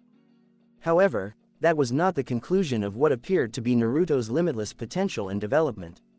Akira couldn't help but appreciate Naruto's qualities, but he understood that their time together would eventually come to an end. He chose to remain silent because he preferred to make the most of his remaining years outside the hospital, enjoying the company of someone who resembled a grandson to him. Despite being aware of Naruto's forthcoming pain, it was deemed preferable to spare him the worry during his remaining time and avoid the agony of losing him. He valued the remaining time he had with Naruto. Naruto sensed that something was amiss, but couldn't quite put his finger on it. Despite Akira's slightly peculiar behavior, he remained the same familiar person. "Hey, experienced individual, how about we engage in another sparring session?" Naruto asked confidently, assuming a strong stance. "You want to harm an elderly individual? It's beyond my comprehension to fathom someone who would engage in violence against an old man," Akira said, feigning concern as he was well aware that Naruto would overpower him in his current condition. "Alright, just a friendly spar," Naruto said, rolling his eyes in response to what he perceived as Akira's apprehension. "Sure, I can do that," Akira replied, assuming his professional stance. "Apologies for the delay in uploading yesterday. If you're curious about the reason, feel free to check out my other novel, Werewolf Chronicles. Let me know your thoughts if you've had a chance to read it." "What is going on with him? It's no longer a challenge," Naruto remarked, casually elbowing Akira in the stomach, which resulted in him coughing up blood.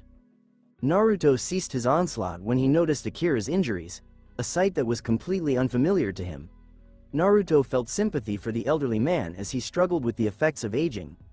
That's what Naruto observed, his age, but if only he had been aware. "Sir, please compose yourself. Considering the extent of your injuries, it is highly likely that my full effort would result in your demise," Naruto stated sternly, casting a disapproving gaze at Akira, who merely responded with a smile.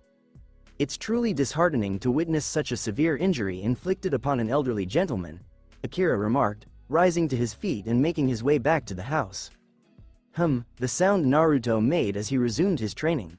Instead of prioritizing physical training, Naruto made the decision to fully dedicate himself to honing his magical abilities and mastering mana control. However, what frustrated him the most was that his magic control would only improve alongside his reserves. As he dedicated himself to honing his skills, his mastery over mana grew stronger with each meditation session, resulting in an increased workload. However, Naruto was intrigued by something different today. As he returned to Earth and watched Black Clover, he noticed that Licht possessed the ability to fly without relying on a broom. Naruto eased his muscles and took a deep breath, ensuring he used the proper breathing technique, mindful of the old man's potential observation. Naruto skillfully channeled his mana to the soles of his feet, envisioning himself soaring through the air with unwavering focus. Akira was in the midst of preparing food when he glanced out of the window and noticed Naruto simply standing there. Why is he just standing there? Akira wondered, before accidentally dropping the knife he was holding. His attention was immediately captured by Naruto, who had begun to levitate. Upon opening his eyes, Naruto realized he was suspended several meters above the ground. A warm smile spread across Naruto's face. Naruto began to familiarize himself with the movements, gradually gaining the ability to soar through the air, albeit at a leisurely pace. Naruto descended to the ground, feeling a sense of accomplishment wash over him. After that, he honed his flying skills, gaining greater control over his abilities. Naruto hones his skills in aerial combat, focusing on his speed, precision, swordsmanship, and mastery of magic. Despite the absence of an opponent to practice with, his exceptional adaptability allowed him to effortlessly perform tasks while in flight. Naruto dedicated the entire day to honing his flying skills, realizing the importance of maintaining singular focus rather than being overwhelmed by multiple tasks at once. At the end of the day, Naruto returned to the house and shared a meal with the elderly gentleman. "So you can fly now?" Akira inquired, casually taking a bite of his food.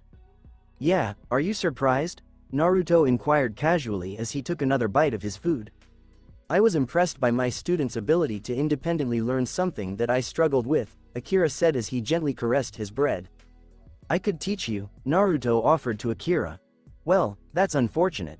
Despite my proficiency in mana and mana control, it seems that those who possess the ability to fly are considered to be truly skilled in mana manipulation," Akira remarked, his eyes shut.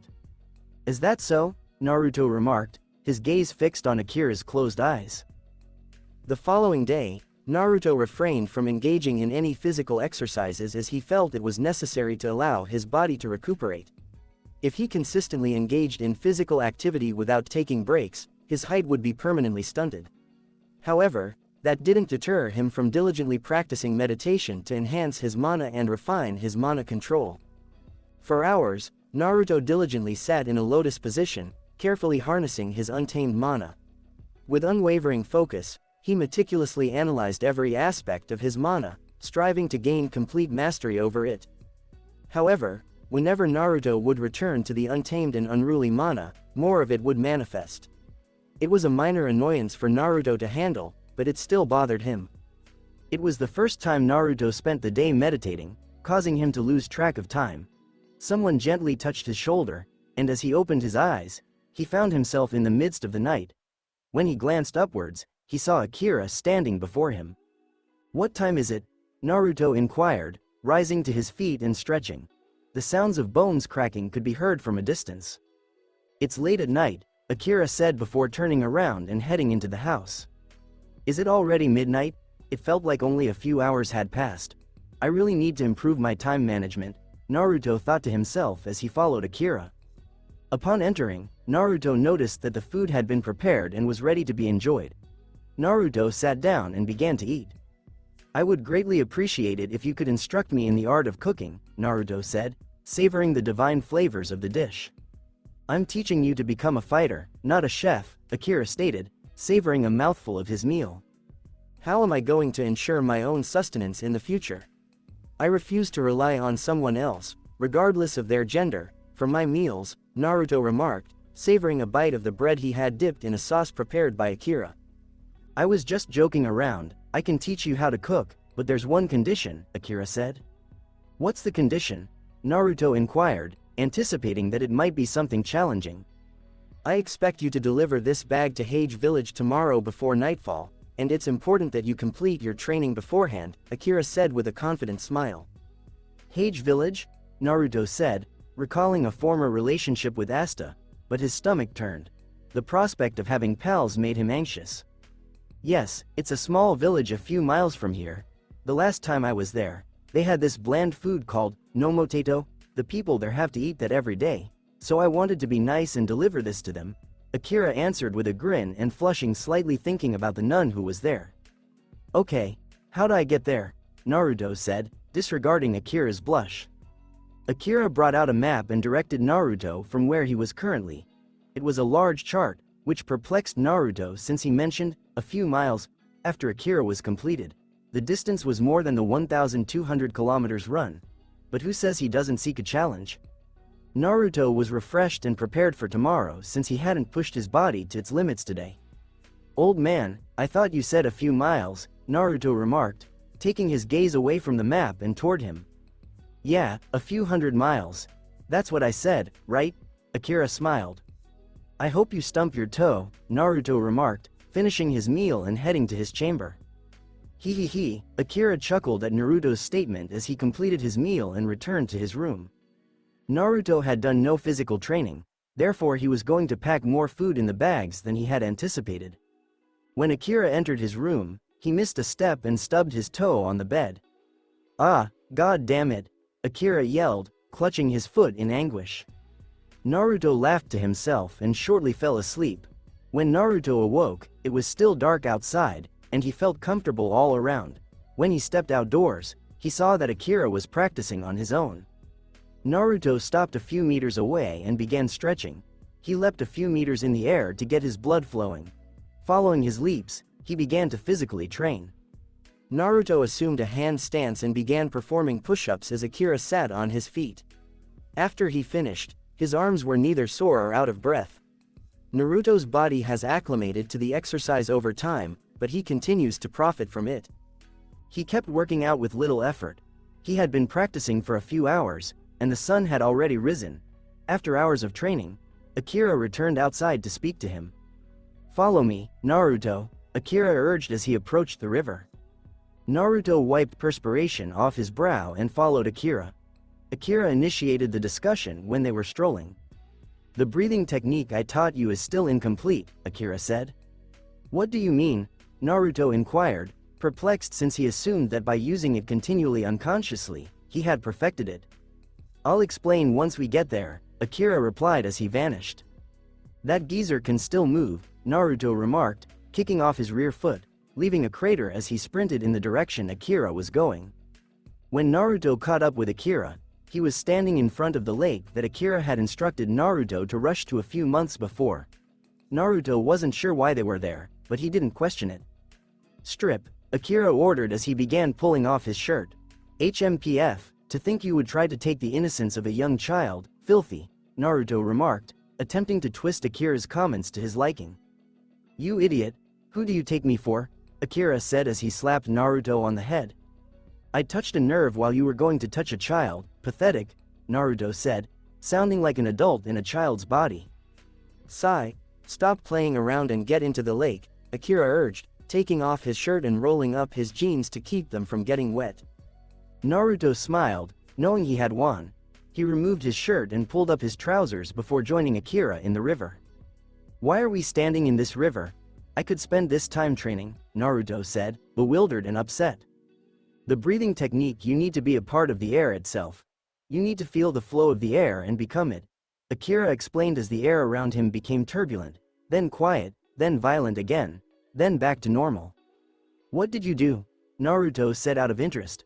I once tried to become one with the air and the wind with my father. but as you can see, the wind does not find me suitable to become one with," Akira stated, dejected. "Well, how do I become one with the wind?" Naruto questioned, perplexed. "You must control the wind while also incorporating the wind into yourself," Akira remarked calmly, although he had a hunch Naruto would win out. Naruto closed his eyes and drew a long breath. He began to govern the wind around him, but not as a master, but as if he were directing himself. He suddenly felt the air envelop him completely, as if it were a presence identical to his own. In Akira's sight, Naruto was surrounded by an abstract green violent aura, but it eventually subsided and seemed to become a part of him. He could only be pleased that Naruto accomplished something he couldn't. When Naruto opened his eyes, he saw a blue screen only a few meters away. That read, "Total concentration is constant." Once he finished reading it, the screen vanished, never to be seen again. After the message vanished, Naruto felt stronger than before. He glanced across to Akira, who was smiling broadly. In Akira's eyes, Naruto seemed to be not breathing at all. Neither his chest nor his diaphragm moved noticeably. "I had a sense you'd be able to learn this method, but at such an early age is unbelievable. Now, let's see who will be the first one back," Akira stated as he emerged from the water and put on his clothing. When Naruto stepped out of the water, his steps were more precise and ethical, and his body felt as if it weighted nothing. He felt as if he was a part of something bigger, the wind. After they completed putting on their gear, Akira waited for Naruto as they lined up for the race. "On 3, we will go," Akira murmured, as the muscles in his legs began to swell and the earth cracked around him. Naruto focused his mana and began to float into the air, feeling as if he could easily control it. In the air, he felt like he was the air itself. 1, 2, 3, go," Akira said as he ran off, joined by Naruto, who was traveling quicker than previously. He was moving with the wind, as if he were the wind. It took him just a few minutes to return to the home. Akira was not there when he came, thus he was able to outrun him in that short period of time. A few minutes later, he saw Akira racing toward him in slow motion. "You've gotten a little faster," Akira observed as he took a big breath. "No, looks like you've gotten slower," Naruto mocked Akira. "You think so?" Akira said, reflecting on Naruto's statement. "You're turning into an old man, and before you know it, you'll have to ask me for help walking," Naruto chuckled to himself. "I am getting old, aren't I?" Akira said, feigning to stumble back to the home. Naruto exclaimed, "HMPF," as he saw Akira hobble to the house. Naruto returned to training, which he thought was ineffective. After a few minutes, Akira emerged with 2 hefty bags. They were 3 times the size of Naruto, and Akira wanted him to carry them. Naruto approached Akira, frowning at him. "You want me to carry these?" Naruto questioned Akira, surprised. "Yep, and make sure you get back before nightfall," Akira added, smiling. "That geezer," Naruto said as he began to consider a means to transport these things. "Ha, he thinks he can trap me. I am Naruto said before being stopped. "Oi, you best get moving," Akira screamed inside the home. "TCH, interrupting my speech," Naruto said as 2 water bubbles enveloped the bags. He realized it would be difficult to transport them, so he improvised. Naruto focused his mana and began to float in the air. He began flying across the sky, leaving powerful gusts of wind behind him. He guessed that he could get there in an hour at his present pace. That's when he heard a familiar sound, the trampling of a beast thing. It must have been drawn to the fragrance of the meat in the 2 bags. Naruto could easily escape them right now, but they could follow the fragrance until they find it, so he decided to take it out. Naruto maintained the meat packages in bubbles high in the air while awaiting the beast monster. He waited there for 3 minutes waiting for it, then realized he was moving too quickly for it to keep up. He then flew to where the beast monster was. When he caught up, it had gray skin, all black eyes, and stood 4 meters tall. Naruto ran toward it, his speed making him look invisible to the beast monster. He quickly unsheathed his katana and swung it from the ground up, splitting it in 2 with his fire element. The beast monster had no idea what had transpired. Initially, he was pursuing the scent of meat when this small tidbit appeared in front of him and vanished. Naruto started flying back toward Hage village quickly. While flying, he saw the bags in the water bubbles and wondered, where does he acquire all this food, and when did he have time to pack it? After an hour, Naruto saw a wide grassy plain populated by people working on farms and harvesting red potatoes. There were various dwellings on the vast green landscape. The most apparent feature was the massive skull with a statue atop it. He mentioned the church and the little children playing about. Except for the nun, none of them captured his interest. "Please marry me," shouted a gray-haired boy to the nun on one knee, holding a yellow flower. The nun smiled and answered, "No, The gray-haired boy sank on his knees, heartbroken. The villagers glanced up to see a little person flying with two balls containing stuff within them. The locals were terrified since they didn't know what to anticipate from the object flying above them. The majority of them notified everyone else and either went inside their homes or prepared to fight. As the nun and priest opened their grimoires, they readied for fight. The youngsters entered the church but peeked out the window to see what was occurring. Naruto sensed the priest and nun's purpose. He could easily massacre the whole hamlet, but he had no cause to do so, and it would not profit him. Naruto landed in front of the nun and priest, but a few meters distant. "You can put away your grimoire. I'm not looking for a fight, and you can't beat me," Naruto remarked, averting their gaze to the water bubbles in the thick sacks. "What's in the bag?" the priest said, without dropping his defense. "Food? I don't know what it is, but the old man asked me to give it to you," Naruto answered, sounding frustrated. He didn't enjoy explaining himself. "Old man? What is your old man's name?" the priest said, his gaze still fixed on Naruto. "Akira," Naruto said. "Akira? I haven't heard of him in ages. I'm sorry for jumping to conclusions, but it's just anyone could be a threat," the priest remarked, rubbing his back. Now you can take this," Naruto remarked, moving the water balls over to the priest. Naruto burst the balls, startling everyone but just making him smirk. "Wow.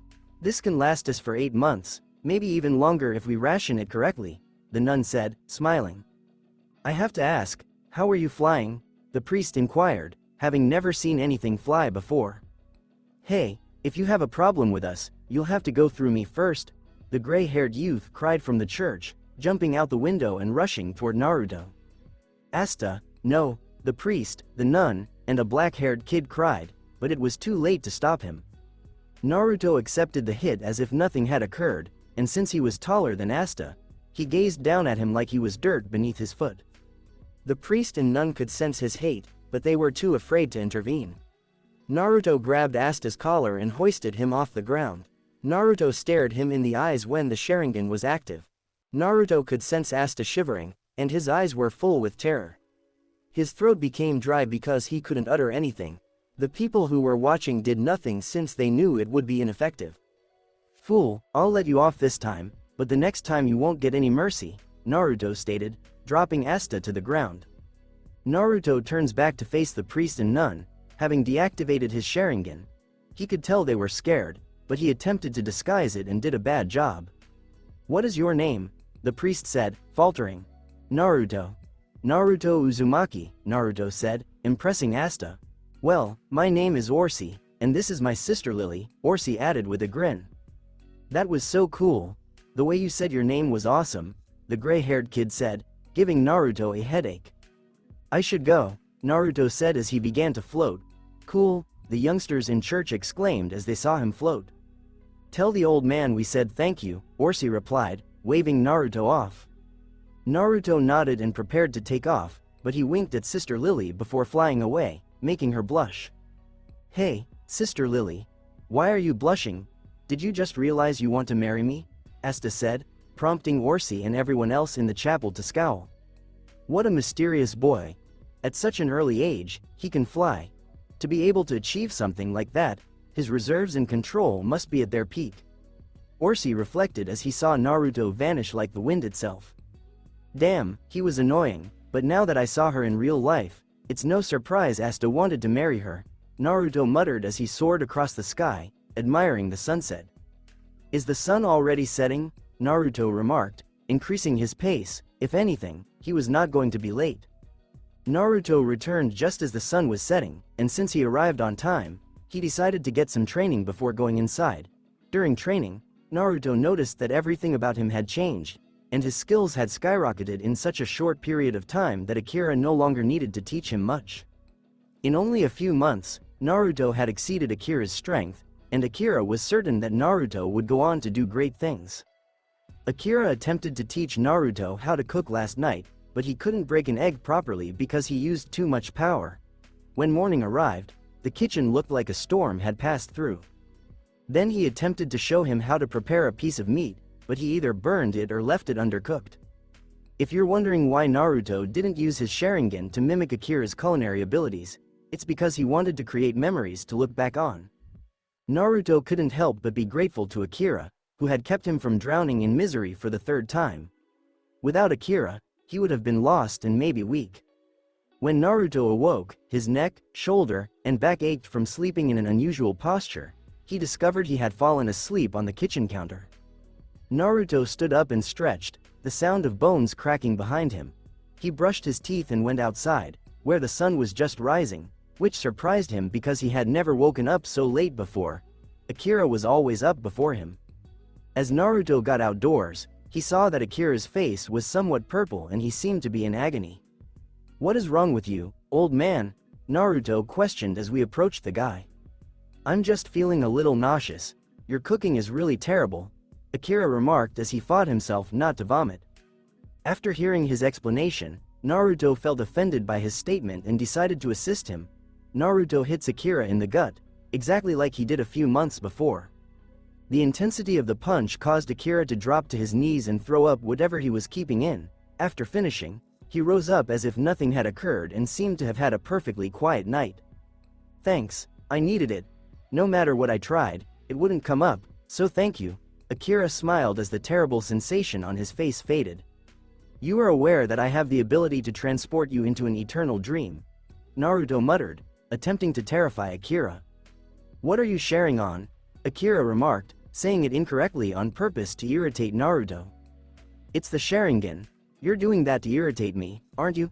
Naruto asked, apparently agitated. "Gon!"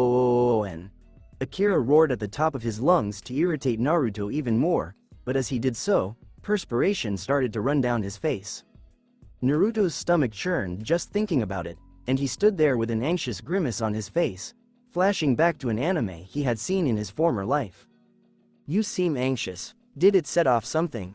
Akira inquired, hoping he had discovered a nerve to attack. "No, I just had a sense of familiarity when he said that," Naruto said as he began performing push-ups. With each push-up, seconds went into weeks, weeks changed into months, and months turned into years. After exactly 8 years, Naruto was 12 and somewhat taller than his age, standing at 1.62 meters. In 8 years, Naruto mastered the use of his existing water and fire skills, as well as the ability to mimic wind and learn several spells from Akira's grimoire. Naruto had also been delivering food to Hage Village. Some may believe he was attempting to find out what his buddies were like, but in reality, he was looking for Sister Lily. Naruto assumed that Yuno and Asta had had their conversation, and that Yuno was now behaving coldly toward Asta. Also, every time Naruto entered the chapel, he experienced Yuno's jealousy. Was it because he could fly, or did he realize he couldn't defeat Naruto? Most of the time when he was at church, Asta would converse for days before declaring Naruto his adversary. Naruto politely rejected, but Asta persisted. Yuno would constantly beg to spar with Naruto, but he would always lose. Naruto did not use any magic, just fighting methods, and Yuno was knocked out with a single punch. He wanted to be able to move quickly and strike hard, so he sculpted his physique this way. He would frequently take off his shirt in front of Sister Lily, claiming that it was hot, and you could see his slender but strong body below. You wouldn't see them since Naruto was still dressed in Akira's deceased son's clothing, which were a touch too large for him. Some may even say he looked chubby. Most of the time, Naruto would warn Asta that if he continued working out without taking breaks, he would be short for the rest of his life. When Naruto told him this, Asta would yell and swear he didn't know anything, but when he returned, the youngsters would always remark Asta had quit exercising. Overall, Naruto became familiar with them. He wouldn't call them his friends since he didn't need any, but seeing them twice or 3 times a week made them feel like pals. If he wasn't taller when the canon began, he just had lousy genes. Naruto cried, "Old man, I'll be back before nightfall," as he flew away with incredible speed. Naruto's speed and control in the air increased significantly as he traveled back and forth. "I'm sorry, Naruto," Akira replied, his body beginning to become purple. Naruto spent a couple of hours at the church without pestering Sister Lily because he needed to change things up a bit. He learned from anime that chasing the girl all the time would never get her. But if you pursue her and ignore her for a while, she'll come to you. Naruto could tell his strategy was working since Sister Lily would periodically come to check on us.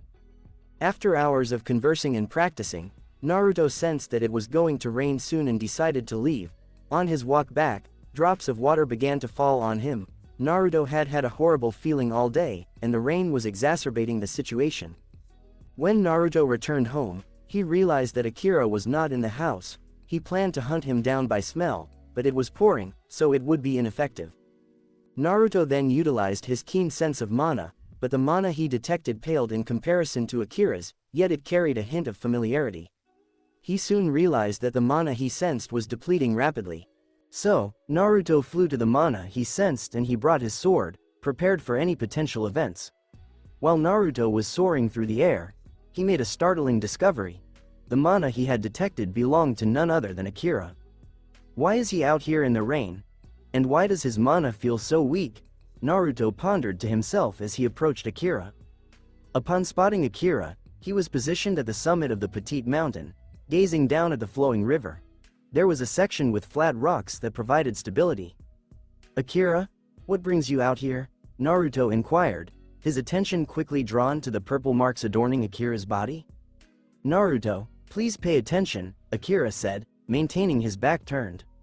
"When my sons were killed, it wasn't long after my wife and their mother died, so I was left in a place of darkness, resentment, despair, and pessimism. I had thoughts of taking my own life to be with them again, but you came along. You pulled me out of that dark place. Though you reminded me of them brought me happiness and joy, but also some memories I would have rather kept buried," Akira said. Naruto caught a glimpse of his face, and it was clear that he was smiling. He chose to remain silent and attentively listen, refraining from offering any input. "If only I had set aside my past trauma, they would still be alive," Akira said, tears streaming down his face. "That day when we engaged in a confrontation with those individuals who posed a threat to our lives. When he executed that particular technique resembling that of a wolf, it gradually initiated a process of deterioration within my physical being. Due to my body's inherent ability to regenerate, it managed to prolong my lifespan up until this very moment. Since that fateful day, I have silently endured the hardships, all in an effort to spare you any unnecessary concern. I refrained from disclosing this information as I wished to shield you from the burden of worry, while I myself remained confined within the confines of a medical facility, ultimately facing the prospect of mortality. Thus, I have spent the past 8 years alongside you, forging cherished memories that we can now reflect upon," Akira expressed, his gaze fixed upon the expanse of the sky. Naruto sensed the direction this was heading, yet couldn't shake off the overwhelming emotions of anger, anguish, and guilt. He was frustrated because Akira failed to inform him about the opportunity to seek assistance when he first discovered it. Naruto experienced deep sorrow as he regarded Akira as the paternal figure he had lost in a past life. Throughout all 3 lifetimes, his efforts proved futile in providing assistance. Naruto experienced a sensation of constriction in his chest and a parched feeling in his throat. He experienced a sense of remorse, as he believed that Akira's current condition was a result of his actions. If he refrained from flaunting his abilities and keeping his mana levels in check, those individuals would have never pursued him. He experienced a sense of remorse as he observed indications of Akira's illness, yet refrained from voicing his concerns due to Akira's apparent well-being. "Now, I understand your perspective. It's my fault for not noticing or it's my fault for attracting them. However, it's important to realize that it's not your fault. Regardless, I would have eventually passed away due to old age. I simply want to express that the past 8 years have been incredibly fulfilling for me," Akira conveyed as he turned towards Naruto. "Naruto, I need to ask you for one final favor," Akira said, meeting Naruto's gaze with a smile. Naruto was filled with apprehension as he anticipated the arrival of this day. Akira's fate is sealed, and it is he who will be responsible for his own demise. He had no issue with getting his hands dirty when it came to others, but the person who took him under their wing not only taught him how to defend himself but also provided him with a warm meal every evening. I understand that my request is quite demanding, but please take into account that this is the compensation I offer for your assistance, Akira said with a light chuckle. You knew what this would do to me, yet you still went ahead with it. Your selfishness is truly astounding. I will fulfill your favor, Naruto said, his head lowered, concealing his eyes. With a confident stride, he drew his sword and approached Akira. When Naruto approached Akira, he noticed the water trickling down his face. However, it was evident that Akira was shedding tears due to the rain. Akira simply smiled and gently patted his head. I apologize, Naruto, Akira uttered as Naruto thrust his blade into his heart. Blood sprayed from his mouth, landing on Naruto. Naruto unsheathed his sword as Akira's lifeless body fell to the ground. Naruto observed Akira, who wore a cheerful expression, while Naruto himself had tears welling up in his eyes. Witnessing the lifeless figure and the crimson hue on his hands, Naruto's eyes underwent a transformation, adopting the Mangekyo Sharingan. End of flashback. Despite the rain falling on his skin, he remained unaffected by the sensation. His gaze lacked any hint of emotion. Strolling aimlessly, lost in the recollections of Akira and his own thoughts. The memories were exacerbating his emotional anguish, intensifying the pain in his chest. Naruto returned to Akira's house, as he had no other options available. However, remaining indoors exacerbated the discomfort. The sound of the thunder and rain helped maintain his sanity, while observing the rainfall through the window. Time seemed to stretch endlessly, with seconds morphing into minutes, minutes stretching into hours, hours transforming into weeks, and weeks elongating into months. Naruto spent 4 months gazing out the window. During the period he spent there, he came to terms with Akira's passing. After completing those 4 months, Naruto stood up and stepped outside. The chilly breeze that greeted his senses was invigorating. Naruto then started a rigorous workout to compensate for 4 months. With unwavering dedication, Naruto tirelessly worked to improve his physical fitness. He was solely focused on building his physical power. For a duration of 2 months, Naruto dedicated himself to honing his physical abilities, enhancing his mana reserves, and refining his magical prowess. He aspired for his reputation to resonate and command respect across the globe. He aimed to instill a sense of awe whenever his name was mentioned. At this moment, he was confident in his abilities and believed he could match the Wizard King, even overpowering him if he unleashed his full potential. He had no aspirations of becoming the next Wizard King, but he was determined to be the most formidable force this world has ever witnessed. While Naruto was in the midst of his training, he suddenly detected the presence of an individual with immense magical energy approaching him with great speed. He felt confident, but he understood that if there was a confrontation, it would pose a challenge. Naruto was in a state of deep concentration, honing his mastery over his immense reservoir of mana. Shortly after, he recognized a voice calling out to him. "Hello? Can you hear me?" the man asked, maintaining a professional demeanor as he stood in front of Naruto, maintaining a respectful distance. A man with a well-groomed appearance, including short blonde hair, striking purple eyes, and a distinctive blue 6-star symbol adorning the left side of his forehead. He dresses in a coordinated and stylish manner, with a shirt and pants that complement each other in color and design. This white shirt features a high collar adorned with elegant black fur at the end. It is beautifully embellished with intricate gold and purple-colored designs that add a touch of sophistication. The shirt features long sleeves with light purple cuffs that showcase matching black fur and designs. Gold ring-shaped ornaments elegantly adorn the upper and lower parts of each sleeve. In addition, he dons a lengthy red robe that envelops his entire form. The robe's torso section is adorned with elegant white fur. He adorns himself with a gold necklace and a few medals, adding a touch of elegance to his attire. One of the medals is placed on the left side of his chest, featuring a gold cross on a green background. The other medal, positioned on his right side, showcases a shield with gold and red colors. In addition, there are a pair of robes sticking out from the fur on his right back. In addition, the robe features a solitary sleeve designed specifically for his right arm. This individual was recognized as Julius Novachrono, the reigning leader of the Clover Kingdom, known as the Wizard King. "Can I assist you?" Naruto inquired, maintaining his position without any movement. Julius noticed a young individual sporting a distinctive hairstyle. He was wearing oversized blue pants and a shirt that revealed the numerous scars on his body. Naruto chose to retain these scars as a constant reminder of his vulnerabilities. This was an additional factor that motivated him to put in extensive effort. "May I inquire about your name?" Julius asked in a courteous manner, accompanied by a friendly smile. "Naruto," Naruto said, his irritation growing. "I am Julius Novachrono.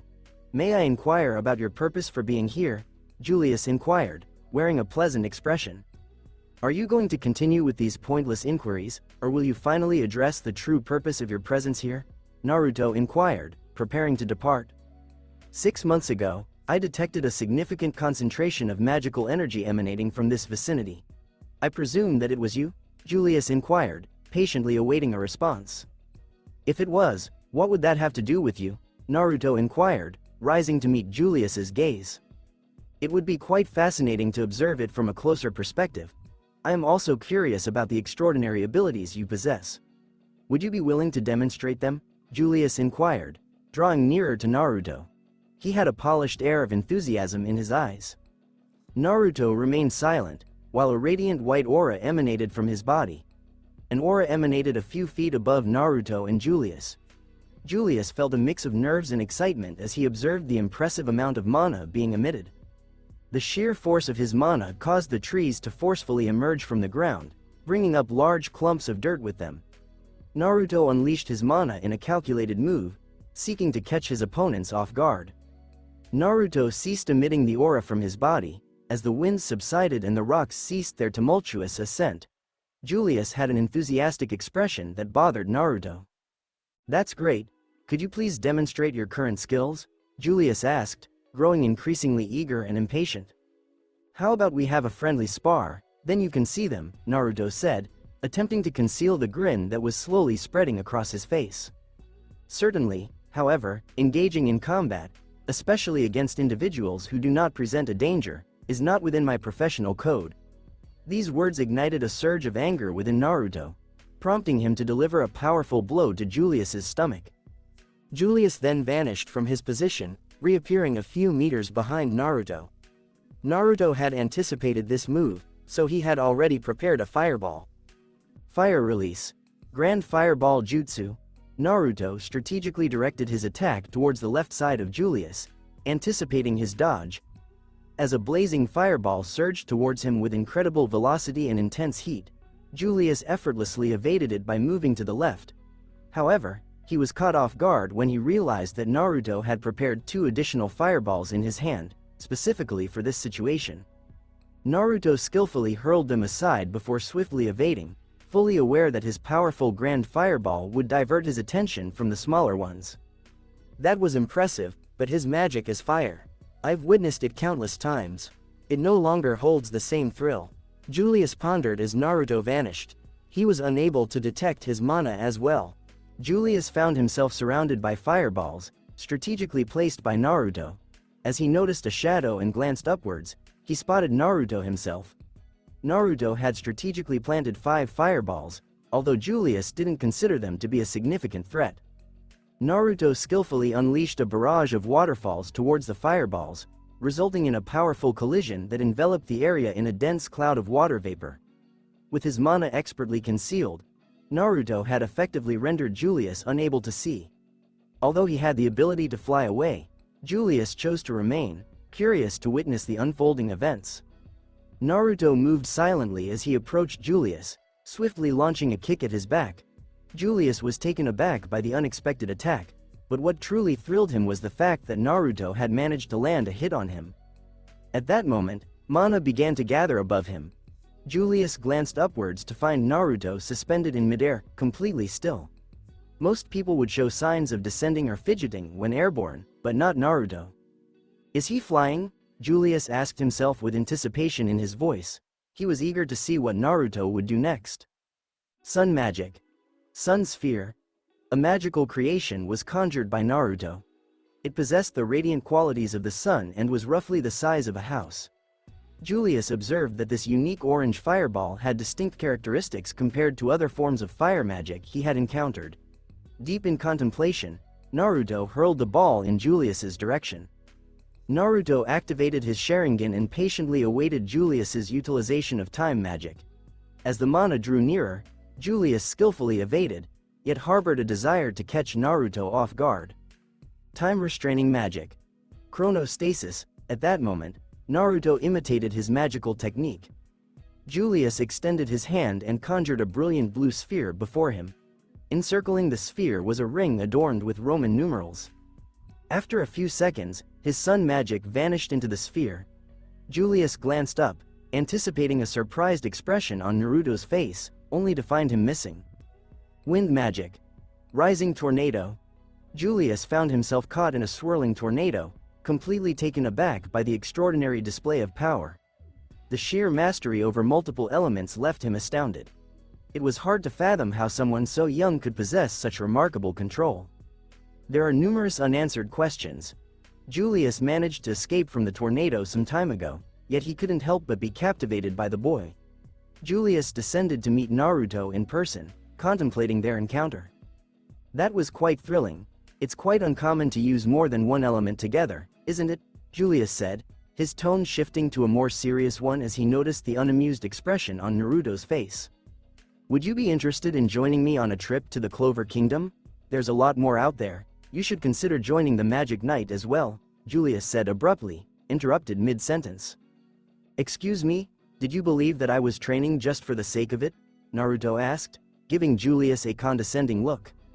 No, I was just mentioning that you possess great strength and would be a valuable addition to the Magic Knights, Julius said, slightly embarrassed, as he scratched the back of his head.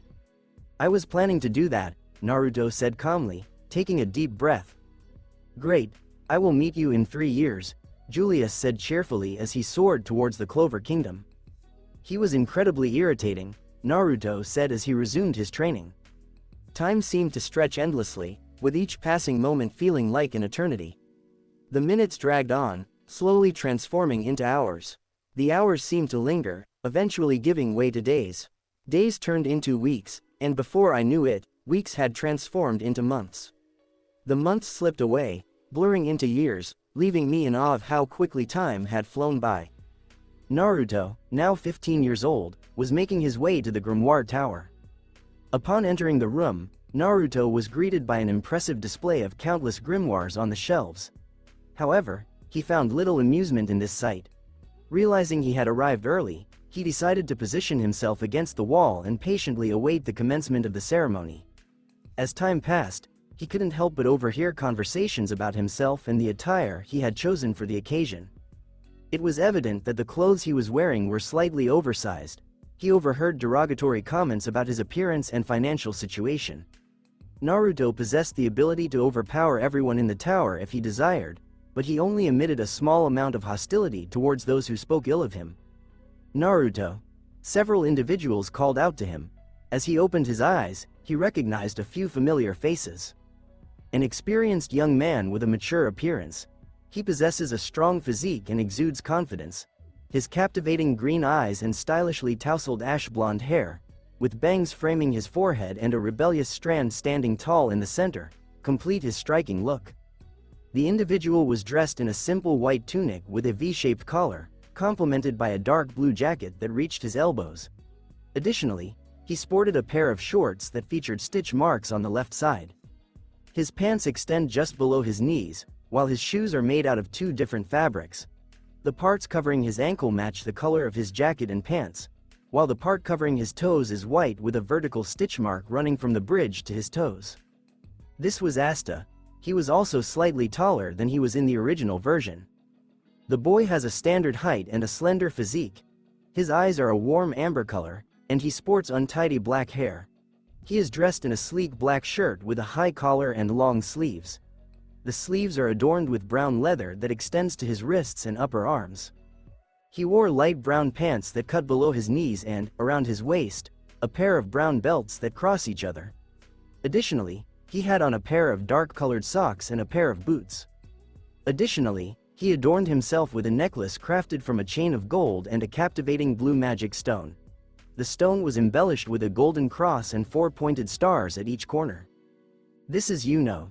Despite his height, He is slightly shorter than Naruto by a few inches. A young woman with dark blue hair. Her bangs are parted to the sides, with more on the left side of her forehead and covering most of her left brow.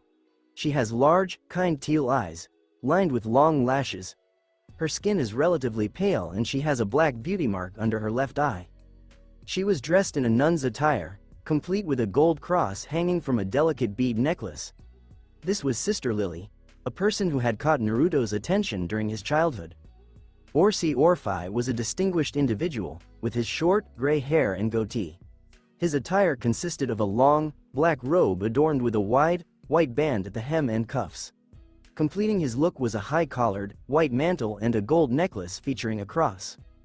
"Naruto, may I ask where you have been for the past 3 years?" Orsi asked with a joyful tone. "Yeah, we've been concerned about you," Asta said in a somber and sympathetic tone. "You cannot simply leave without any consideration." Sister Lily expressed her concerns with a flushed face. It was evident from the way she spoke that she had been deeply worried about him. "Who is he? He appears rather intimidating," a petite girl with dark hair remarked as she tugged on Orsi's robe. "This is Naruto. He provided us with nourishment and regularly visited us for a span of 8 years. However, he suddenly vanished for a duration of 3 years, and now he has returned," Orsi explained to the young girl. "Hey, what brought you back?" Asta said, gently poking Naruto's arm. Naruto firmly grasped Asta's hand before directing their attention towards the towering figure who held the grimoire. With purpose, he strode towards the heart of the rook where Yuno stood.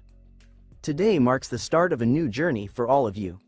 The master gracefully descended on a green-lit carpet, expressing his well wishes of faith, hope, and love to all.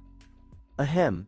Now it's time for the ceremony of the grimoires," the expert remarked as grimoires from the shelves began to emit a radiant array of colors, including orange, yellow, brown, and blue, among others. The grimoires gracefully soared towards their new owners, filling the air with a contagious sense of anticipation. "Take a look, my size is larger, mine is thicker, though." If Naruto lacked knowledge, he might have mistaken their conversation for a comparison of their grimoires. "We'll be taking the entrance exam for the Magic Knights in 6 months, a boy with blonde hair stated confidently, proudly displaying his red grimoire. "We'll make sure to secure your entry," a boy with brown hair said, standing next to the blondie. Despite the general surprise, the oversight of the individual who had not received their grimoire went unnoticed. All eyes turned towards the speaker. "I'm sorry, but my grimoires won't be arriving," he said, his arm raised in disbelief.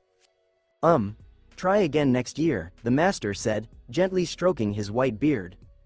"What?" Asta exclaimed, his face filled with surprise.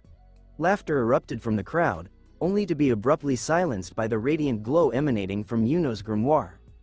A 4-leaf clover. The atmosphere in the tower was filled with astonishment. As Yuno's grimoire left everyone in disbelief, another radiant yellow light suddenly illuminated the entire tower. However, this light surpassed even the brilliance of Yuno's. "Oh, really? He got one as well? 2 renowned grimoires known for their immense power and ability to bring good fortune?" Amidst the jubilant cheers and congratulations showered upon Naruto and Yuno for their acquisition of a 4-leaf clover, a mysterious figure in a red robe observed with a sly grin before vanishing into thin air. "I aspire to become the ultimate ruler of the magical realm," Yuno remarked as Asta collapsed to his knees. The commotion that ensued was quite bothersome to Naruto, prompting him to depart. Naruto anticipated the outcome and promptly made his exit. As the others began to depart, Yuno and the rest searched for Naruto, only to discover that he had already departed. This angered Yuno as he was about to declare his rival, but the person left abruptly. Orsi was left feeling sad, while Sister Lily experienced a pang of pain in her chest when Naruto didn't utter a single word to either of them. In the end, Asta and Yuno became rivals and Asta obtained his grimoire. Naruto decided to learn some of Sister Lily's and Orsi's powerful magic in order to enhance his own jutsu. Naruto went to the church to discuss the events that took place 3 years ago. The others were receptive, but Yuno's behavior seemed off. Naruto chose to dismiss it, as he didn't perceive Yuno as a potential danger. After spending some time and catching up over the 3 years, he couldn't help but notice that Sister Lily was around him a lot more. After a few hours of conversation, Naruto decided it was time to depart in order to focus on his training. "Naruto, would you be interested in having a friendly spar?" Yuno inquired. "Would you like to have a friendly spar? I don't consider you a worthy opponent, so if by some miracle you ever become strong enough, then you can challenge me," Naruto said, showing no interest in Yuno. After Naruto made his statement, he swiftly departed towards his residence. Yuno, filled with frustration, tightly clenched his fist and gritted his teeth upon hearing Naruto's words. Yuno's anger stemmed from his awareness of the truth behind Naruto's statement. He had no chance against Naruto. He felt foolish for even attempting to challenge him. Yuno then departed to train in a different location. Asta ventured into the forest to hone his skills with his newly acquired sword. While in flight, Naruto pondered the intricacies of his ability to replicate Julius's time manipulation. Considering the concept of time magic, Minato came to mind. Did he only require time magic to master the Flying Thunder God technique? Indeed, a solid understanding of space was a prerequisite for any action he wished to undertake. Considering his future prospects, Naruto decided to head towards the Clover Kingdom. He decided to seek out the services of a skilled blacksmith to have some custom items created. Naruto requested the creation of the Flying Thunder God kunai.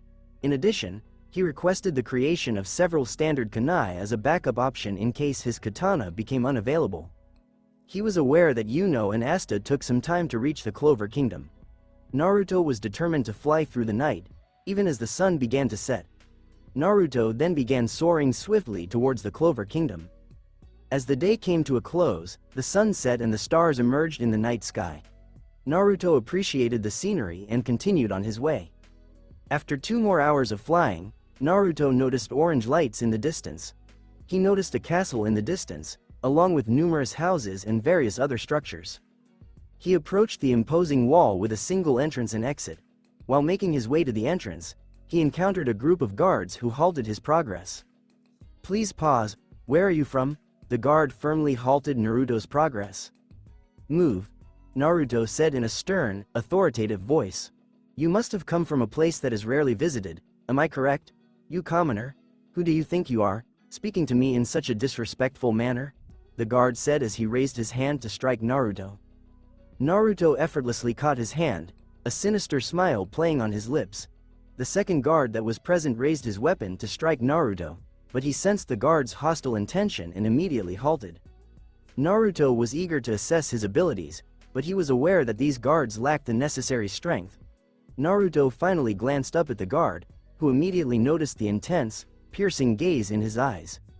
A gaze that exudes expertise and precision. The gaze of an individual who possessed the courage to end a life. Well, what do we have here?" an authoritative voice said behind the guards. Naruto glanced over his shoulder and recognized the face immediately. He was the Wizard King. Naruto could only speculate that he either detected his hostile intentions or sensed his magical energy.